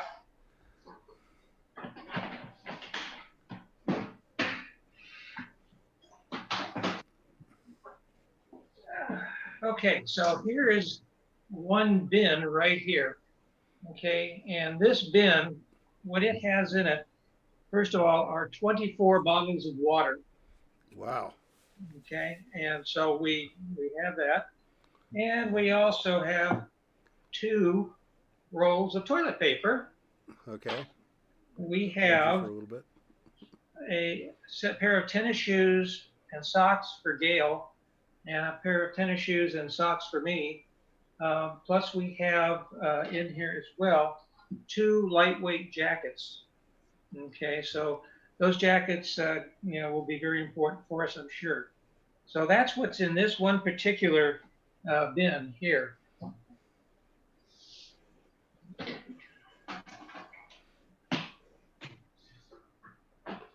Okay, we've got another bin, which is this bin right here. Okay, and by the way, both of these fit very nicely in the trunk of the car, way in the back, and so they don't take up a huge amount of space. Okay, so in that box there, in bin number 2, I've got 2 baggies, and each baggie contains 2 masks, a box of matches, a lanyard with a whistle. Okay, and Steve pointed out the benefit of having that. I've got 4 solar blankets, and those solar blankets are really small. Oh, okay. Right. Okay, and those will keep you cozy if you need be. Okay. I have a gallon bag of dog food, and I will probably not be eating that, but I've got 2 dogs, and so I've got to be sure that we take care of those guys. I have 2 bags of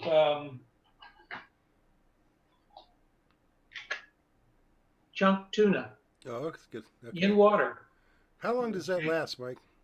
Let's see here. I know they have expiration dates. Yeah. I've had these a couple of years, and the expiration date on it is December of 2020, this year. Oh, okay. So I would say they were good for at least 3 years. Yeah, a couple, 3 years. Yeah. Okay, I've got a box of protein bars that has 5 bars in there. Excuse me. I've got 2 cans of baked beans, 2 cans of Vienna sausage. Oh. And what's important is to be sure that you have the self-opening cans, so you don't have to mess with a can opener. Oh, yeah. So just a pull tab. Right. Okay. I've got 4 cans of tuna. Again, those are with the pull tabs. Okay. In the car, I do have a flashlight as well as a knife. Okay, so I don't have those in the kit. And also, by the way, I have plastic spoons and forks. Okay. All right. So make it easier. You don't want to eat with your God-given implements there. Okay, so that's the non-ham stuff that I have right there. Okay, I have here a fairly small go bag. Okay. And in this go bag here, I would be putting my HT. I have a telescopic antenna which allows me tri-band operation. You have to remember to keep your pigtail with you there. Cigarette lighter, charger, clamshell. I would certainly suggest that everybody have a clamshell plus batteries to go with that. So that you're talking about is basically dry batteries or non-rechargeable batteries. Those are for the non-rechargeable batteries, right? Yeah. If you have just your alkaline battery pack, basically. Yeah. Okay. I just want to make sure it's clear for everybody to understand what you're talking about. Okay. Okay. You may not have the facility to charge up your rechargeable. So I've got AA batteries. I got a speaker mic. If you are a member of a particular organization, have your badges with you. Okay. And as Steve said, you need to have should have your license. I keep my license in my wallet. Yep. Clipboard, pens. Wouldn't hurt to have frequency charts. Okay. And we do have a SPARC emergency plan, so you might want to keep that at hand. Like I said, I've got a flashlight. I've got a headlamp. You could have a repeater guide or repeater directory, and as Steve also pointed out, a phone charger. So in this bag right here, for the most part, I can handle the VHF UHF operation. Okay, in terms of HF operation, I think you should if you have a rig that's capable of handling that, that's good. I would be taking, and I keep a list of these things because these are things that I need to know that I'm going to take. So for example, I'm going to take my laptop with me, and I have flash drive backups. Be sure you take medications that you need. If you're on medication, you got to take that with you. And if you have a spare pair of glasses, have that. I will be taking, I know exactly where it is, my ICOM 706 Mark II. That gives me HF, VHF, UHF capabilities. I've got two 12-volt batteries that are not terribly heavy. Probably gives me close to 20 amp hours of work. I can toss my HF antenna into the back of the car. I've got a dual band mag mount. Be sure you take your toolkit, and I've got a note here. I keep some important papers in a firebox in the house. I want to be sure to take that firebox with me as well. And so may not have a chance to get those things later on. Another thing to keep in mind is as far as your car is concerned, it would be a wise idea to be no less than a quarter tank of gas, but half a tank would be good to have. So you want to do that. Anyway, that's the kind of stuff that I have. Although I'm not showing you the HF stuff, I know exactly where it is, and I can get that stuff tossed into the car within a matter of 5 minutes. Gotcha. Is that list that you're working off of maybe similar to what you would use if you're setting up for field day? Yeah. Yeah, pretty much. Yeah. Yep, pretty much. That's kind of what we're practicing for with field day is. Okay, so this is a card right here that has the contents of what should be in the go bag. Okay. And on the back of it would be household item type things or the stuff I need for the HF rig. Okay. Don't want to leave it to my memory. Sure. That's smart to have everything organized like that. Good job. Oh. Any questions for Mike? Okay. Because I think I forgot to ask on the other one. Okay, DJ, tell us what's up, man. Who's next? Go back to sharing my screen. May I say something? Oh, sure. Yeah, go ahead, Steve. Yeah. We keep in one of the cars. We've been, as Mike mentioned, getting stuck on the freeway. Last year we got stuck on the Grapevine. Yeah. We didn't go anywhere. Nobody was going anywhere because of a fire. Fortunately, we had been to a fast food place, and so we had a urinal. And it wasn't for me, but it was for my wife, Janet. And there were others using, especially kids. They were pulling off getting off the side of the road, doing anything they could. But we also have a woman's urinal in the car. Okay. It's a plastic device. Right. There's another device called a Lady J. It lets the girls stand up. These devices are often used. Convenient. I mean, it's something. It's just fact of life. I do know the other thing is my brother keeps in the back end of. He's got a Pilot, and he's got it stocked with emergency gear. Partly because he's spending so much time back in hurricane countries in Pensacola. Right. And he has a whole case of Biffy bags. Biffy bags are a strap-on crapper. And you said he's a pilot, right? He's a pilot. Yeah, they're not the cheapest things. They're available from Aircraft Spruce.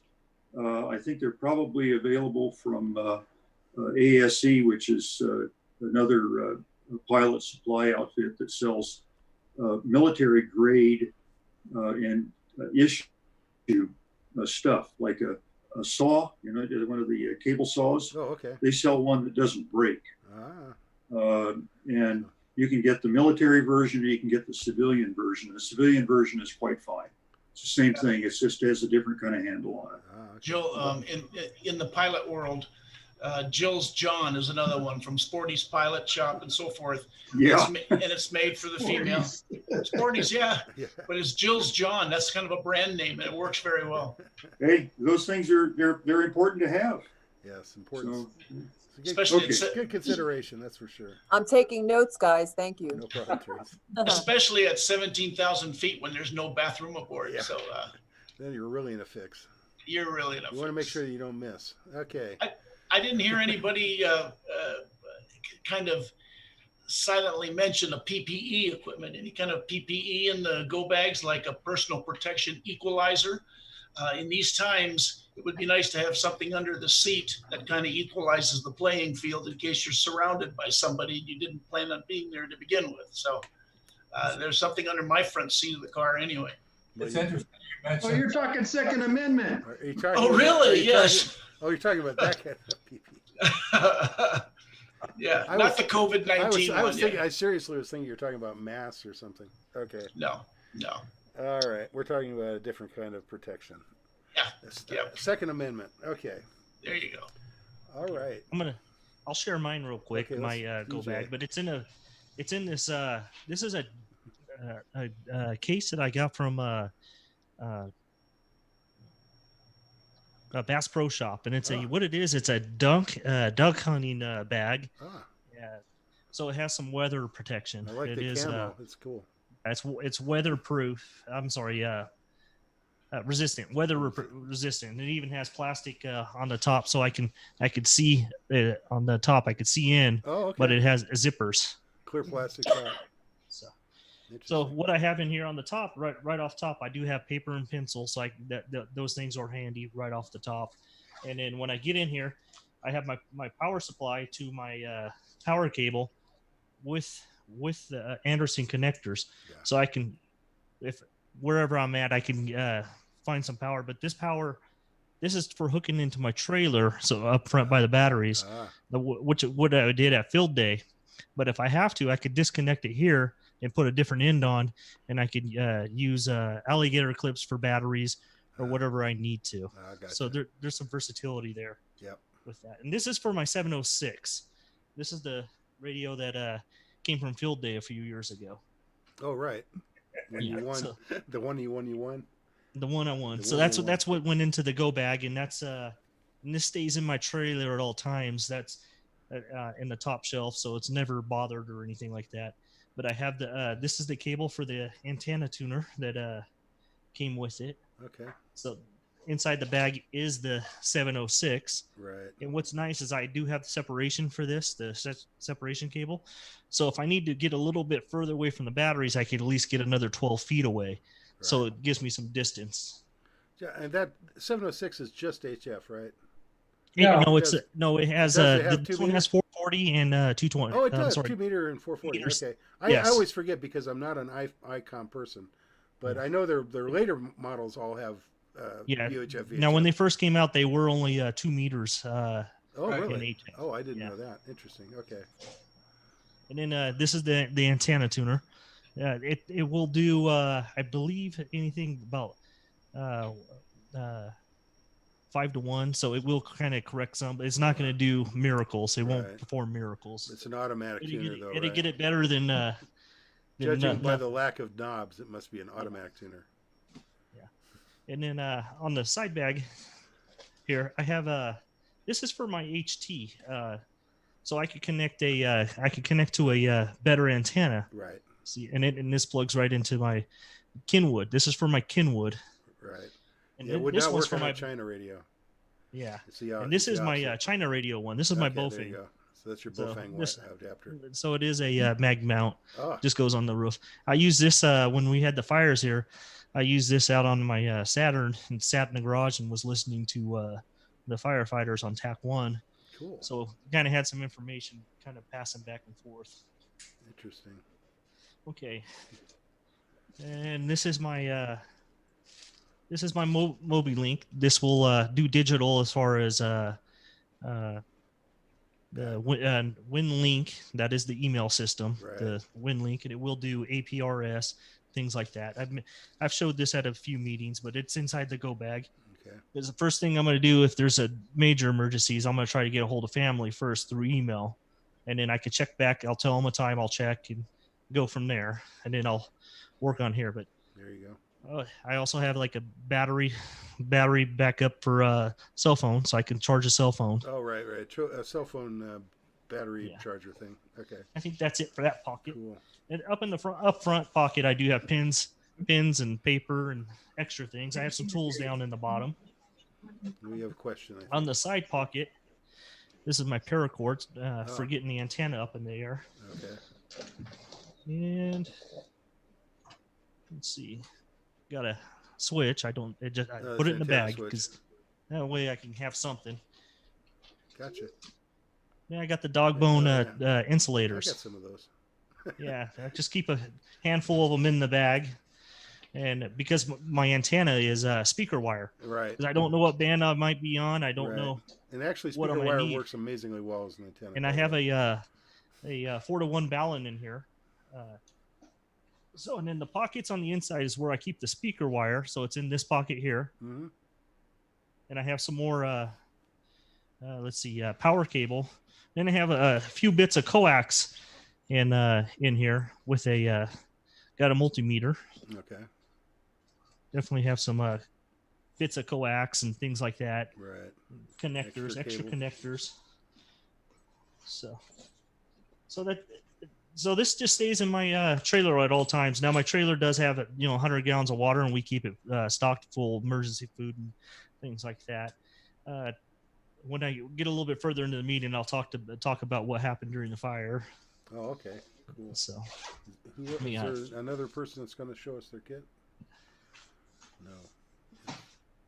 Throw that off to the side. Let me share my screen back. Oh, yeah. And Mike, when I come back, Mike Mendoza, I'll have you share your bag. Okay. Get ready, Mike. Not yet, though. Doza. Oh, you're gonna share your screen? Shall I do it for you? Oh, you got it. I got it. Okay. Okay. Other emergencies now. We're not like Mike and am I not sharing? No. Oh, there it goes. Okay. Is that the right screen? Yeah, we got it now. Okay. So now there are other emergencies bags that you may have and need. Those ones would be the bags for when you're told to evacuate and things like that. What do you take? So first aid kit, cell phone charger, contact list. Somebody you might need to get a hold of some family members, tell them where you're at and what's going on, especially with this recent fire that we just had. Extra sets of clothing, that would be nice.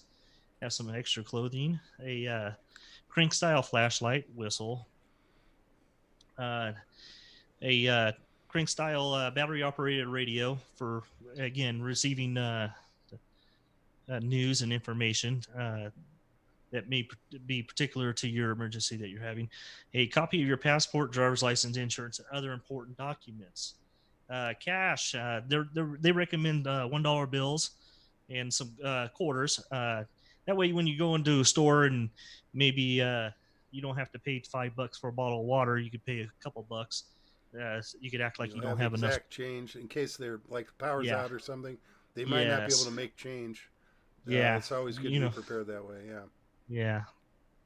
Yeah. Your pet care products, that'd be your leashes, your food, and things like that. Prescription drugs, obviously.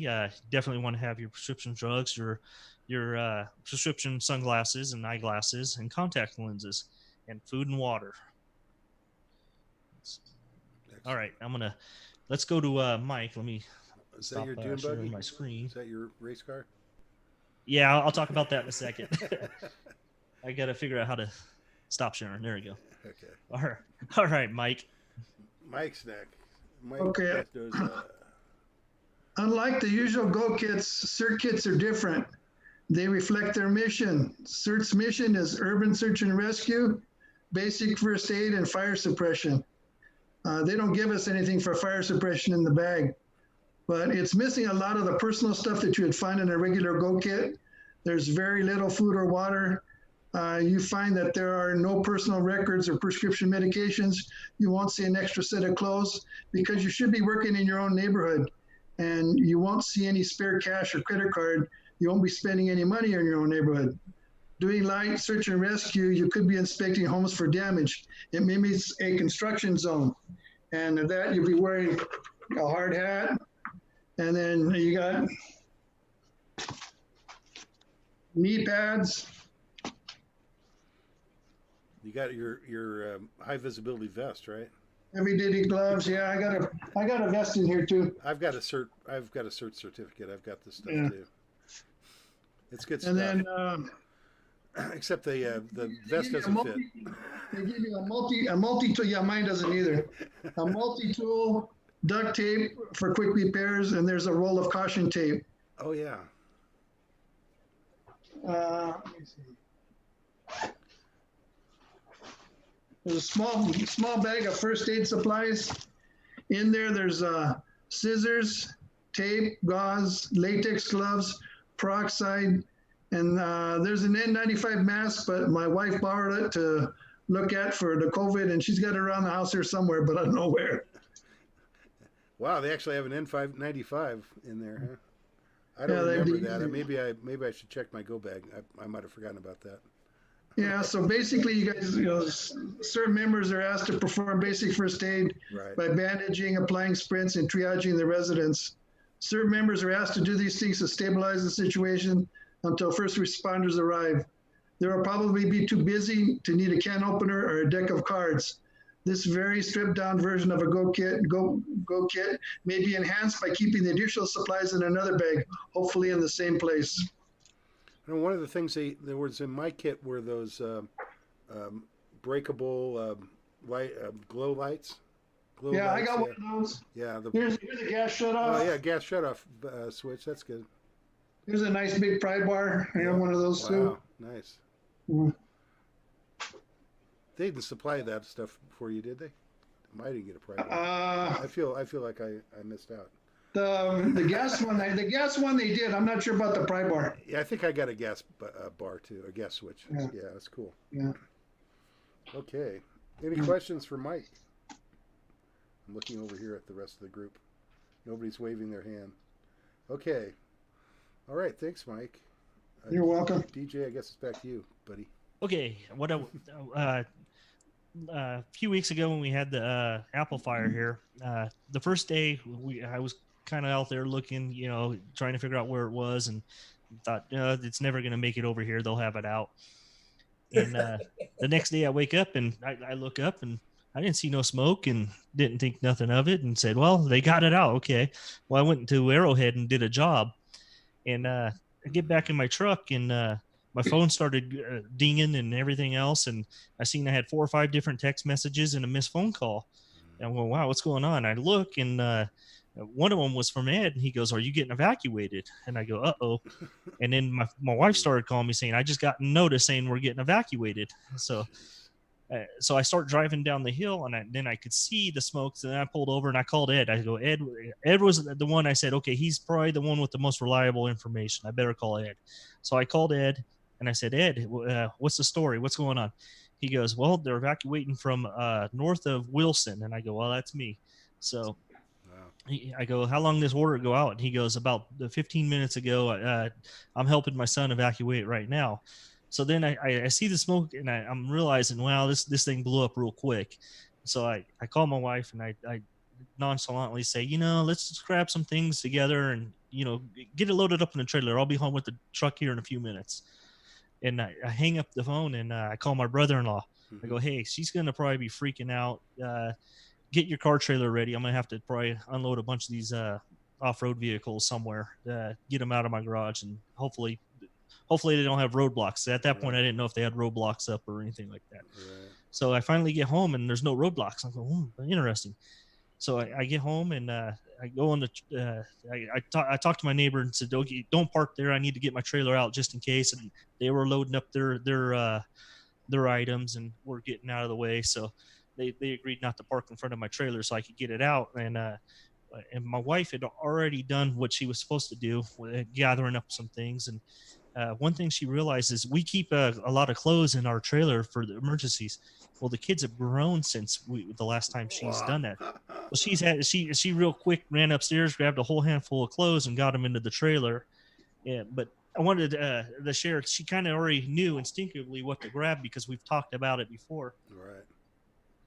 This right here is our file that has our all our important documents. Papers. Yeah, and important our the birth certificates, insurance policies, and anything like that. We keep this in a fire safe. So she already had that loaded up in the trailer, ready to go. Excellent. With a few other valuables that she knew what to grab. But we ended up not leaving. We ended up just waiting it out and kind of seeing, what was going to happen, which we knew it was going to probably just burn up north of us here. Well, you were just very close to the edge of the line there. So, okay, yeah, Steve, what you got, a question? You got to unmute yourself. You're muted, Steve. Yeah, okay. Just to echo what EJ was talking about, Janet and I loaded up not just we had our go bags in the car, of course, but that's different stuff. We packed up stuff for an overnight stay at a motel if necessary. We also loaded her car up with seemed like about 10 tons of photo albums. In which we didn't, anyway, we backed our vehicles in so we could get out. But we did a little recon, drove up the Idlewild Road and saw that the fire was nowhere near Banning. It was headed northeast and so on. As it turns out, it never got any closer than about 3 miles to the north end of town. Okay. And some friends who live up in Mayas Canyon have a very wonderful fire break now. I have some other friends who live at the very top of the bench, and they were well set up. They've got sprinkler systems and so on.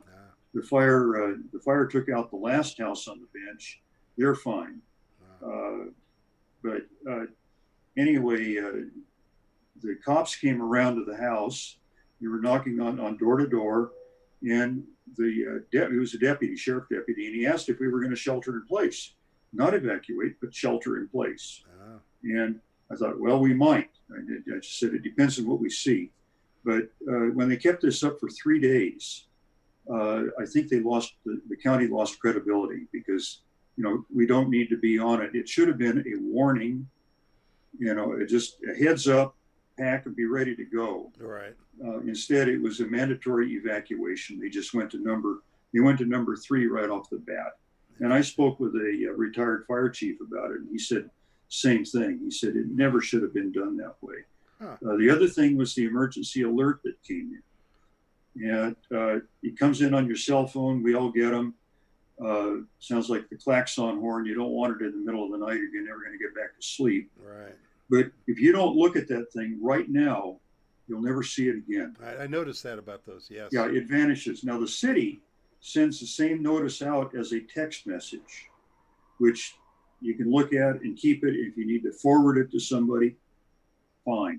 I did contact Michelle, can't think of her last name, at County EMD, and told her, and I asked if you've got the ear of somebody in IT, this is what's going on. I said, this is not good on that emergency alert. We don't need it to disappear immediately. Yeah, I'm not sure how whether something's. Yeah, I don't know whether anything's going to happen. Yeah, I'm not sure how that works exactly, because it seems to be completely independent of texting or any other function on the phone. Well, the city got it, yeah. And somebody there and somebody in the city on the fire or whatever. I don't know how they did it, but they sent essentially the same notice by text. Right. Not a problem. Oh, you have to be on their list or something though to see it, right? Oh yeah, you do, and I've mentioned this to friends who live in Redlands, that you be sure you get your phone numbers registered with both Redlands Fire Department, Redlands PD, if it's a cell phone, because they really have no idea. Right. If your location, you're located within a 100-yard radius. Right. That isn't very good. Did you have that fire app on your phone that Sam talked about? The SoCal Fire. You just go to SoCal Fire and it gets all that. There's actually an app for your cell phone. Yeah. And it's more about preparing for fires. It talks about being prepared, but it also does have like real-time fire maps, so you can see where the fires are. If there are fires nearby, it'll show evacuation orders and stuff like that as well. Well, the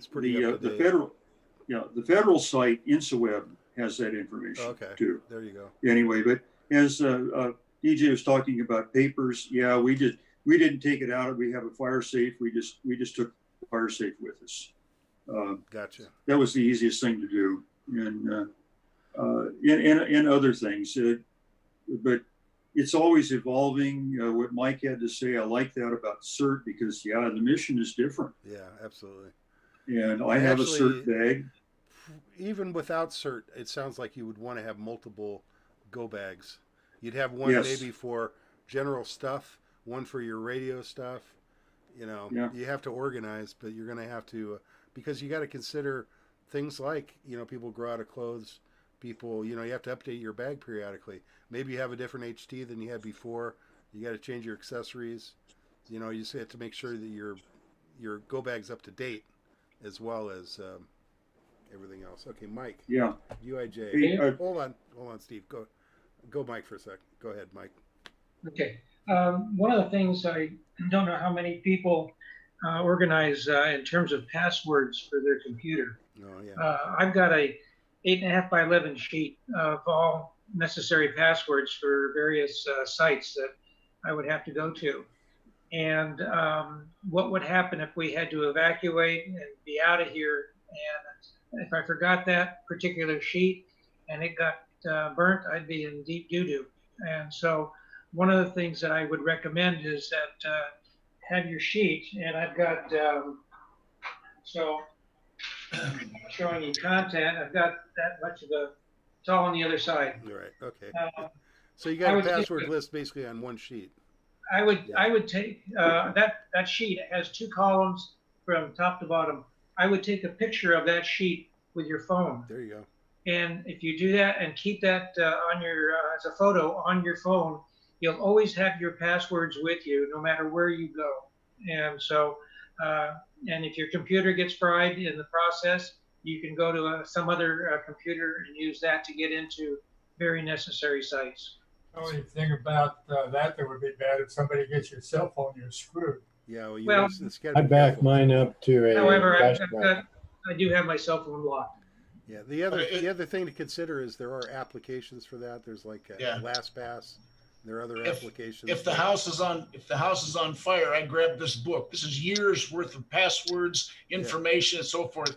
With that thing, if this were to go away, your life has gone away. Yeah, you want to make sure that you keep all that stuff handy and ready to go. Absolutely, if you have it in hard copy.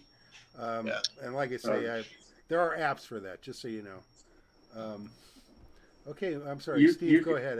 Yeah, you know, you got iCloud, you got the other cloud systems and so on, but not everything goes into that. Right. And it might be that if we have I think it's a 1 or 2 terabyte external hard drive.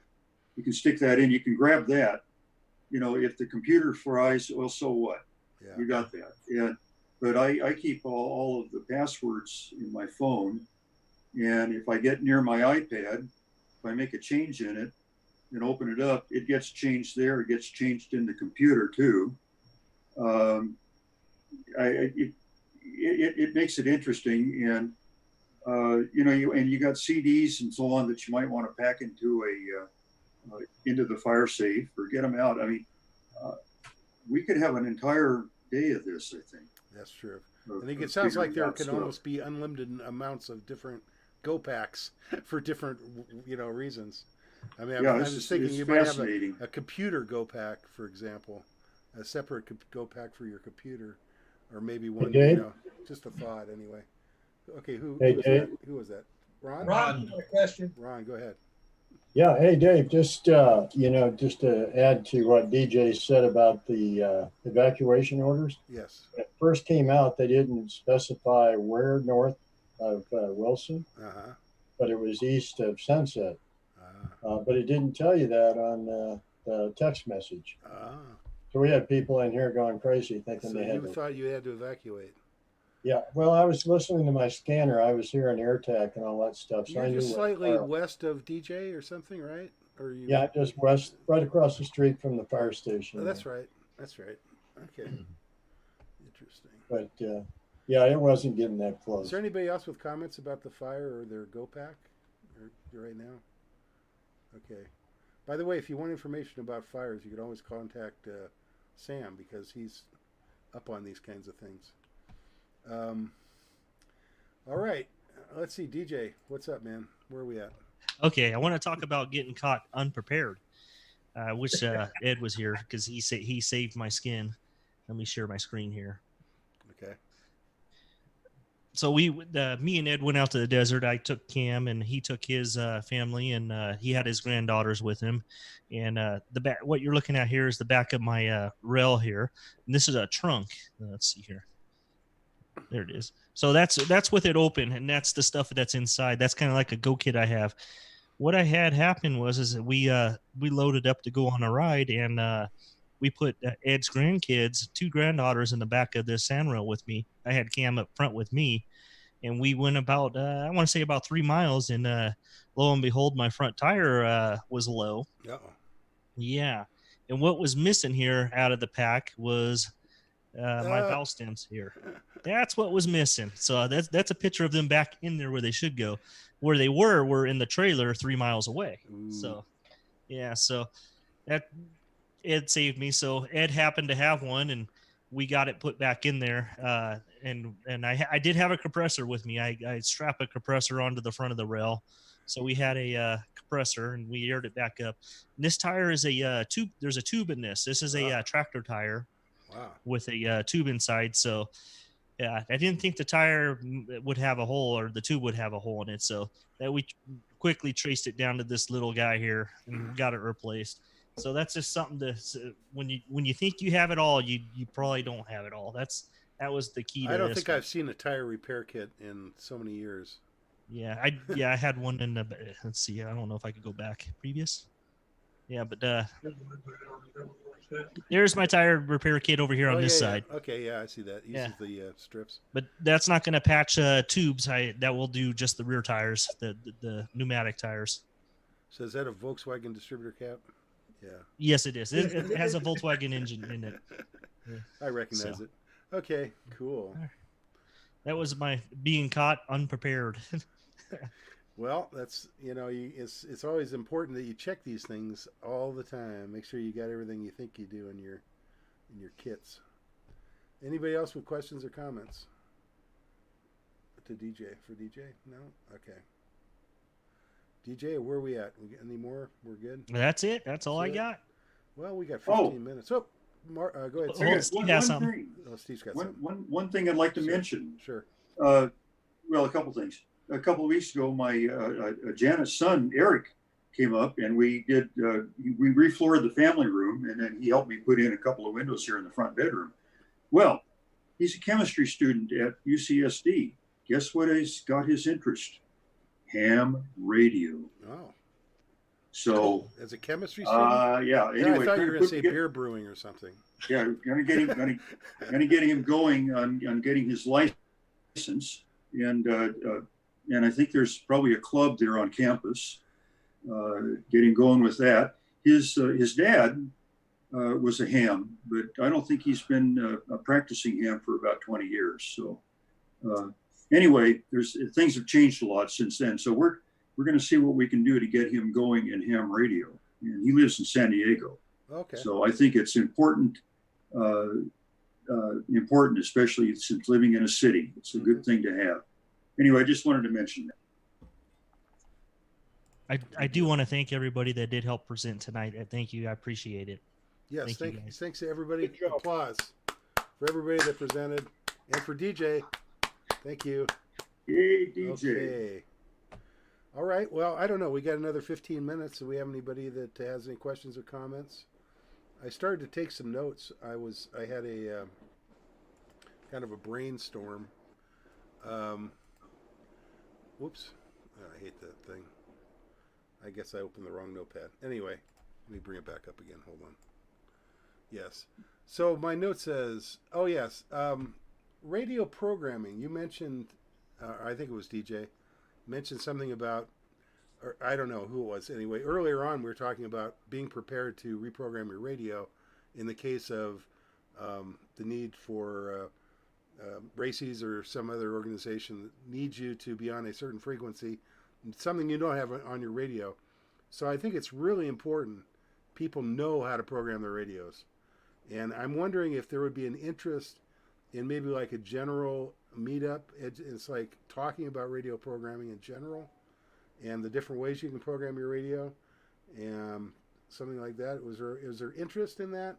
I know that there are some people here that don't seem to have, I mean, they seem challenged on programming their radios. So I don't know. I'm not saying here specifically, but I hear a lot of people complaining about, I can't figure this thing out. So I was just curious, any interest in that? If we did like a special Zoom meetup about radio programming, who would be interested? Raise hand. Okay. Yeah. Okay, I'm raising my hand. Okay, thanks, Therese. I appreciate it. Okay, so we've made 4 or 5. That might be worth thinking about. Okay. It's something that's one of my pet peeves.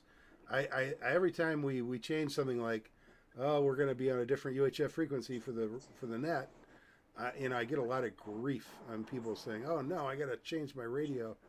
It should not be that hard for you guys to like load up the frequency on the VFO. You should know how to do that. You just got to practice. And if it's a Chinese radio, trust me, figuring it out is no small challenge. It's actually kind of difficult. The cheaper the radio, the harder it is to program. I just use software. I don't even bother with trying to plug it in manually, but with a Baofeng or some of those other radios. You chirp them, don't you? Chirp, yeah, absolutely. And I actually did a presentation on Chirp, which is still on the website. My notes, and I think a PowerPoint is on the website regarding Chirp programming. It hasn't changed a whole lot, but we could do that again. We could also do an interactive meeting, so I could answer questions and stuff. One of the things, Dave, I found helpful in just basically programming the radio is, if you look at Bofang's book or any of the others, they got a ton of menu numbers, right? That you go to different menus and blah, blah, blah, and you dial in the menu and you do this, you do that. I found by making a cheat sheet with only the menu numbers that mean anything in programming the radio. Right. It's like about 4 or 5 steps. And what's cool about it is that you can always go back to that sheet and do it and go, oh yeah, that's what I got to do. If you try to memorize it, 2 weeks later, you've forgotten it and you got to go back to the big book again and find out which menu numbers and so forth are valid. And that's garbage. So I recommend just doing a small 4 or 5 step cheat sheet, and it works perfectly. And actually there's a lot of that is online. If you go online, if you look up your radio online, just say you know, VX5R or whatever the model is, cheat or quick programming guide. People make them, and they're usually pretty easy to follow. Maybe a lot easier than trying to read the book. Yeah. You almost have to read it end to end to really figure out all the functions. It's crazy. It's hard, yeah. So anyway, Sam's got one ready to go. Yeah. Okay. All right. Well, you guys. Does Earl have a question? Yeah. Earl, what's up? Maybe I missed it, but I didn't hear anybody say anything about a first aid kit. Earl, I did fail to mention that on mine. I have 2 first aid kits in the trunk of the car. Uh-huh. Oh, there you are. The reason I'm asking that is we keep a full first aid kit in the trailer, every one of our vehicles, and an advanced first aid kit in the house. Yeah, I've got a trauma kit in the house. That's really important that you remember to keep that stuff handy. I know we ran out of Band-Aids one time. You don't want to be out of Band-Aids when you need one. Okay, yes. I want to be 3 miles away from your place. Steve, go ahead. Ed mentioned a first aid kit. One of we keep one in the back end of the CRV. Janet has one in her car. It's the last thing in. It's right at the very back. It's in looks like a blue toolbox. Right. Shows up. It's labeled. It's right there. The same with a fire extinguisher. It's in a box. It's a 5-pounder, I think a 5-pounder, with a hose, and it's right at the very back. And you don't want to have to hunt for those things. You just want to open it up. There it is, right bang. Right. And the same thing in the house. Do you loosen the powder every so often? Loosen. Tip it upside down. Yeah. Keep it and tap it with a mixed. bigger hammer. Yeah. Make sure I have one that I need to have recharged that got used. Okay. I do have an announcement. Oh, go ahead, DJ. Go ahead. All right. Let's see. February 25th. I know this is off a ways, but February 25th, we did secure Ed Fong to do a Zoom meeting with us, and we'll probably have to have him do the first half of the meeting at 7:00, so that way he can cut out and go on to his, and we'll do our business at the end. Sure. But that I know it's a ways off, but he's booked up solid until then. But so I did get a hold of him, talk to him. That guy can talk. He wanted to talk about the weather, the fires, everything under the sun. Good. So he's scheduled for the 25th of February, so we will have a guest speaker that night. What's his gig again? What's his thing? Ed Fong. He builds antennas and sells them. He has his students build them that are going through engineering school. So it's antennas, in-depth antenna instruction. Yes. Excellent. Awesome, DJ. Yeah. And I think we're going to try to extend some invitations out and get some invitations out to clubs and other clubs. Maybe they could join our meeting that night. So Ed has a bigger platform. Right.